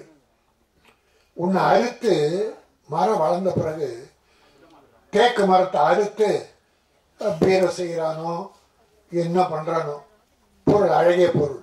ஆனால் வாழை மரம் வாழுகிற காலத்திலேயே, வளர்கிற காலத்திலேயே வாழைக்காயாக, வாழைப்பழமாக, வாழை இலையாக, தண்டாக, நாராக, அத்தனை பொருளையும் வாழுகிற காலத்திலேயே மக்களுக்கு கொடுப்பது அதுதான் சிறந்தது. அது மட்டுமல்ல, அது காலம் முடியும் போது 4 வாழை கன்றுகளை விட்டு விட்டு செல்லும். இந்த மக்களுக்காக 4 வாழை கன்றுகளை விட்டு விட்டு அது அழியும். அதை கல்யாண வீட்டில் மாட்டி வைப்பாங்க, கல்யாண அலங்கரிக்க. அப்படி வாழுகிற காலத்தில் அடுத்தவர்களுக்கு உதவியாக இருக்க வேண்டும். நீ வளர்ந்து பட்டு யாருக்கும் உபயோகமாக இருந்து புரோஜனம் இல்லை, மனிதனை கிடையாது. ஆகவே இந்த எனக்கு தொழில் ரொமான்ஸ் மிகப்பெரிய வெற்றி பெற வாழ்த்துகிறேன். நன்றி, வணக்கம். நன்றி உரை பாலாஜி கேசவன் அவர்கள். இயக்குனர், நான் வந்து சில பேரை சொல்லாமல் விட்டுட்டேன். நான் நன்றி சொல்லும்போது முக்கியமாக என்னன்னா, நான் ராஜன் ஐயா அவர்களுக்கு நன்றி, வாழ்த்துக்களுக்கு நன்றி. அப்புறம் வந்து முக்கியமாக நான் வந்து இந்த படத்தில் நடித்த நடிகர்கள் பற்றி நான் சொல்லாமல் விட்டுட்டேன். அவர் பதட்டத்தில் பேசினதுனால. அலம்பெருமாள் சார்லாம் வந்து என்னென்னா, அவர் ஒரு டேரக்டரு, அதுக்கப்புறம் ஆக்டர் ஆனதுனால அவர் ஒரு டேரக்டரை அப்ரோச் பண்ணுற விதமே இல்லை, அவ்வளோ ஸ்வீட்டாக இருக்கும். அவர் கூட ஒர்க் பண்ணது படவா கோபி, விஜய் வரதராஜ். முக்கியமாக வந்து என்னோட ஹீரோயின் அசோக் செல்வன், அவந்திகா மிஸ்ரா. அசோக் செல்வன் வந்து இப்போ அவங்களுக்கு சில இஷ்யூ இருக்குது, ப்ரமோஷன் வந்திருக்கிறது, அது பேச வேண்டிய விஷயம்தான். ஆனால் அவர் வந்து ஒரு ஆக்டராக, ஒரு டைரக்டர்கிட்ட அவர் ஒர்க் பண்ண விதமும் எனக்கும் அவருக்கும் இருந்த உறவும் இருக்குல்ல, அது ரொம்ப ஒரு இனிமையான ஒரு அனுபவமாக இருந்தது. அது ஒரு தம்பி மாதிரி தான் அவர். இது வந்து நான் அவர் படம் பண்ணணும் அந்த மாதிரிலாம் இல்லை, அவருக்கே தெரியும். ரொம்ப அந்த கேரக்டரை புரிஞ்சுக்கிட்ட விதமும் அதை நடித்த விதமும் அது டைரக்டர் ஹீரோவை அவ்வளோ ஒரு இனிமையான ஒரு அனுபவமாக இருந்தது. அது ஹீரோயின் அவங்களுக்கும் நான் நன்றி சொல்லிக்கிறேன். அப்புறம் ஊர்வசியமாக ஒரு கேரக்டர் பண்ணாங்க, இதில் அம்மா கேரக்டர் பண்ணியிருக்கிறாங்க. ஒரு நம்ம அந்த எக்ஸ்பீரியன்ஸான அவங்க அந்த ஆர்டிஸ்ட் கூட நம்ம ஒர்க் பண்ணும்போது இருக்கிற நம்ம லேர்ன் பண்ணிக்கிறதும் அந்த எக்ஸ்பீரியன்ஸே அந்த ஹியூமர் சென்ஸ் நம்ம அவ்வளோ எனர்ஜைஸ் பண்ணும். பாலாஜி கூட ஒர்க் பண்ணும்போது இப்படி தான், பாலாஜி தான் கூட ஒரு சீன் ஒர்க் பண்ணேன், அவர் அவ்வளோ இன்ட்ரெஸ்டிங்காக அந்த சீன் ரொம்ப இன்ட்ரெஸ்டிங்காக வந்திருக்கு. அதனால் எனக்கு படத்தில் நடித்த அனைத்து நடிகர்கள் அவங்க எல்லாருக்குமே என்னோட நன்றியை சொல்லிக்கிறேன். அப்புறம் முக்கியமாக இன்னொருத்தருக்கு நான் சொல்ல நினச்சேன், என்னன்னா இந்த படத்தில் நிறைய பிரச்சனைகள் சிக்கல்கள் இருக்கும்போது முக்கியமாக சினிமா துறையில் பெரிய கவனம் இல்லாத ஒருத்தவங்க யாருன்னு கேட்டிங்கன்னா அந்த மேனேஜர்ஸ். இந்த படத்தில் கணேசன் ஒரு மேனேஜர் ஒர்க் பண்ணார். அவரை பார்க்கும்போது ஏதோ சினிமாவுக்கே நேர்ந்து விட்ட மாதிரி இருப்பார். அவர் அவ்வளோ வேலை பார்ப்பார். கணேசன் சார் இருக்காரா? கணேசன் சார், அவரோட டீம், சுகந்தன், கமலகுமார், இவங்க எல்லாருமே என்னன்னா இப்போ டைரக்டருக்கு சில தேவைகள் இருக்கும், ப்ரொடியூசருக்கு சில தேவைகள் இருக்கும். அது ரெண்டையும் அவர் பேலன்ஸ் பண்ணி எடுத்துகிட்டு போகிற விதமும், அவர்கிட்ட ஒரு விஷயத்த சொல்லிட்டா அதை பண்ணிடுவாருங்கிற ஒரு நம்பிக்கை. இன்னொன்று, ஒரு படம் நம்ம அசிஸ்டன்ட் டைரக்டராக இருக்கும்போது நம்ம நிறையா மேனேஜர் கூட சண்டை கூட போடுவோம். ஏன்னா அவங்களோட வேலையோட முக்கியத்துவம் நமக்கு அவ்வளோ தெரியல. டைரக்டர் ஆகும்போது தான் தெரியுது. அவங்க தான் ஒரு முதுகெலும்பு மாதிரி அதை எல்லாத்தையுமே நிகழ்த்துறாங்க. கணேசன் சாரா, இவர் ஏன் இப்படி வேலை பார்க்குறாரு எனக்கே தோணும். ஏன் இப்படி வேலை அவர் கடைசி சில நாட்களில் ஷூட்டிங்கே அவரால் தான் நடக்கும். போய் வாக்கு கொடுத்துட்டு அதுக்கப்புறம் அதுக்கு அவர் வாங்கி கட்டிக்கிட்டு இப்படி அப்படியே ஒன்று போகல. அதே மாதிரி நம்ம ஒரு விஷயத்த சொன்னோம்னா அதை அவர் போய் ப்ரொடியூசர்கிட்ட கன்வே பண்ணுற விதமும், ப்ரொடியூசர் சில விஷயங்கள் கோவமாக சொன்னால் அதை எங்கிட்ட அவர் கன்வே பண்ணுற விதமும் எதுவுமே பிரச்சனை இல்லாத மாதிரியே இருக்கும். அவருக்கு அதில் என்ன இது நான் புரிஞ்சுக்கல. அந்த வேலையோட அந்த ஜாப் நேச்சர் எனக்கு புரியல. அது இல்லாமல் நம்ம அசிஸ்டன்ட் டைரக்டர் இருக்கும்போது நான் சண்டைலாம் போட்டிருக்கேன். இந்த சசின்னு ஒருத்தர் மேனேஜர் என் படத்தில் ஆரம்பத்தில் உட்காந்து, அவர் சம்பத் சார்னு ஒருத்தர், அவர் கூட நம்ம என்ன சொன்னால் வராது அப்படி இப்படி நான் கேட்குற கேள்வி 10 பேர் போய் கேட்பாங்க. அவங்க 10 பேருக்கு பதில் சொல்லணும். அந்த மாதிரி அவங்களுக்கு என்னன்னா அதுக்கான ரெகக்னிஷனும் இருக்கான்றது எனக்கு தெரியல. மற்றது எல்லாமே நம்ம கவனம் வந்துடும், தயாரிப்பாளர், ஹீரோ, அது இதுன்னு விருதுகளோ மற்ற விஷயங்கள் எல்லாமே அவங்க தான் எல்லாத்தையும் கோஆர்டினேட் பண்ணுறாங்க. அந்த படத்தை கோஆர்டினேட் பண்ணுறாங்க. ஒரு இடத்துல இன்னொரு நம்ம ஒரு டேரக்டர் கூப்பிட்டு ப்ரொடக்ஷனில் வருவதும், ப்ரொடியூசர்கிட்ட சொல்கிறதும், இந்த படம் வரணும், நல்லா வரணுன்ற அந்த வேலையில் பார்க்குற அவங்க எல்லாருக்குமே என்னோட மிகப்பெரிய நன்றி சொல்லிக்கிறேன். முக்கியமாக கணேசன் சாருக்கு மிகப்பெரிய நன்றி சொல்லிக்கிறேன்.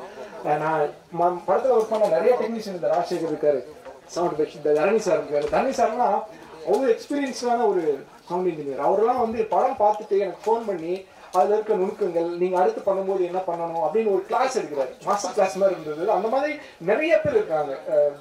காஸ்டியூம் டிசைனர் பிரவீன், நான் நிறைய பேர் விட்டுட்டேன்னு நினைக்கிறேன். எதுவும் தப்பாக நினச்சிக்காங்க. என் கூட ஒர்க் பண்ண எல்லாருக்குமே மிக்க நன்றி. நடிகர்களுக்கு மிகப்பெரிய நன்றி. ஏன்னா நம்ம ஒரு விஷயத்தை யோசிக்கிற விஷயத்தை ஸ்க்ரீனில் கொண்டு அது மக்கள்கிட்ட கம்யூனிகேட் பண்ணுறது அவங்க தான். அது இந்த மாதிரி இது ஒரு சிம்பிளான ஒரு ரொமான்டிக் காமெடிங்கும் போது அதை சரியாகவே பண்ணியிருக்கிறாங்க. அது எல்லாருக்கும் நன்றி சொல்லிக்கிறேன். நன்றி.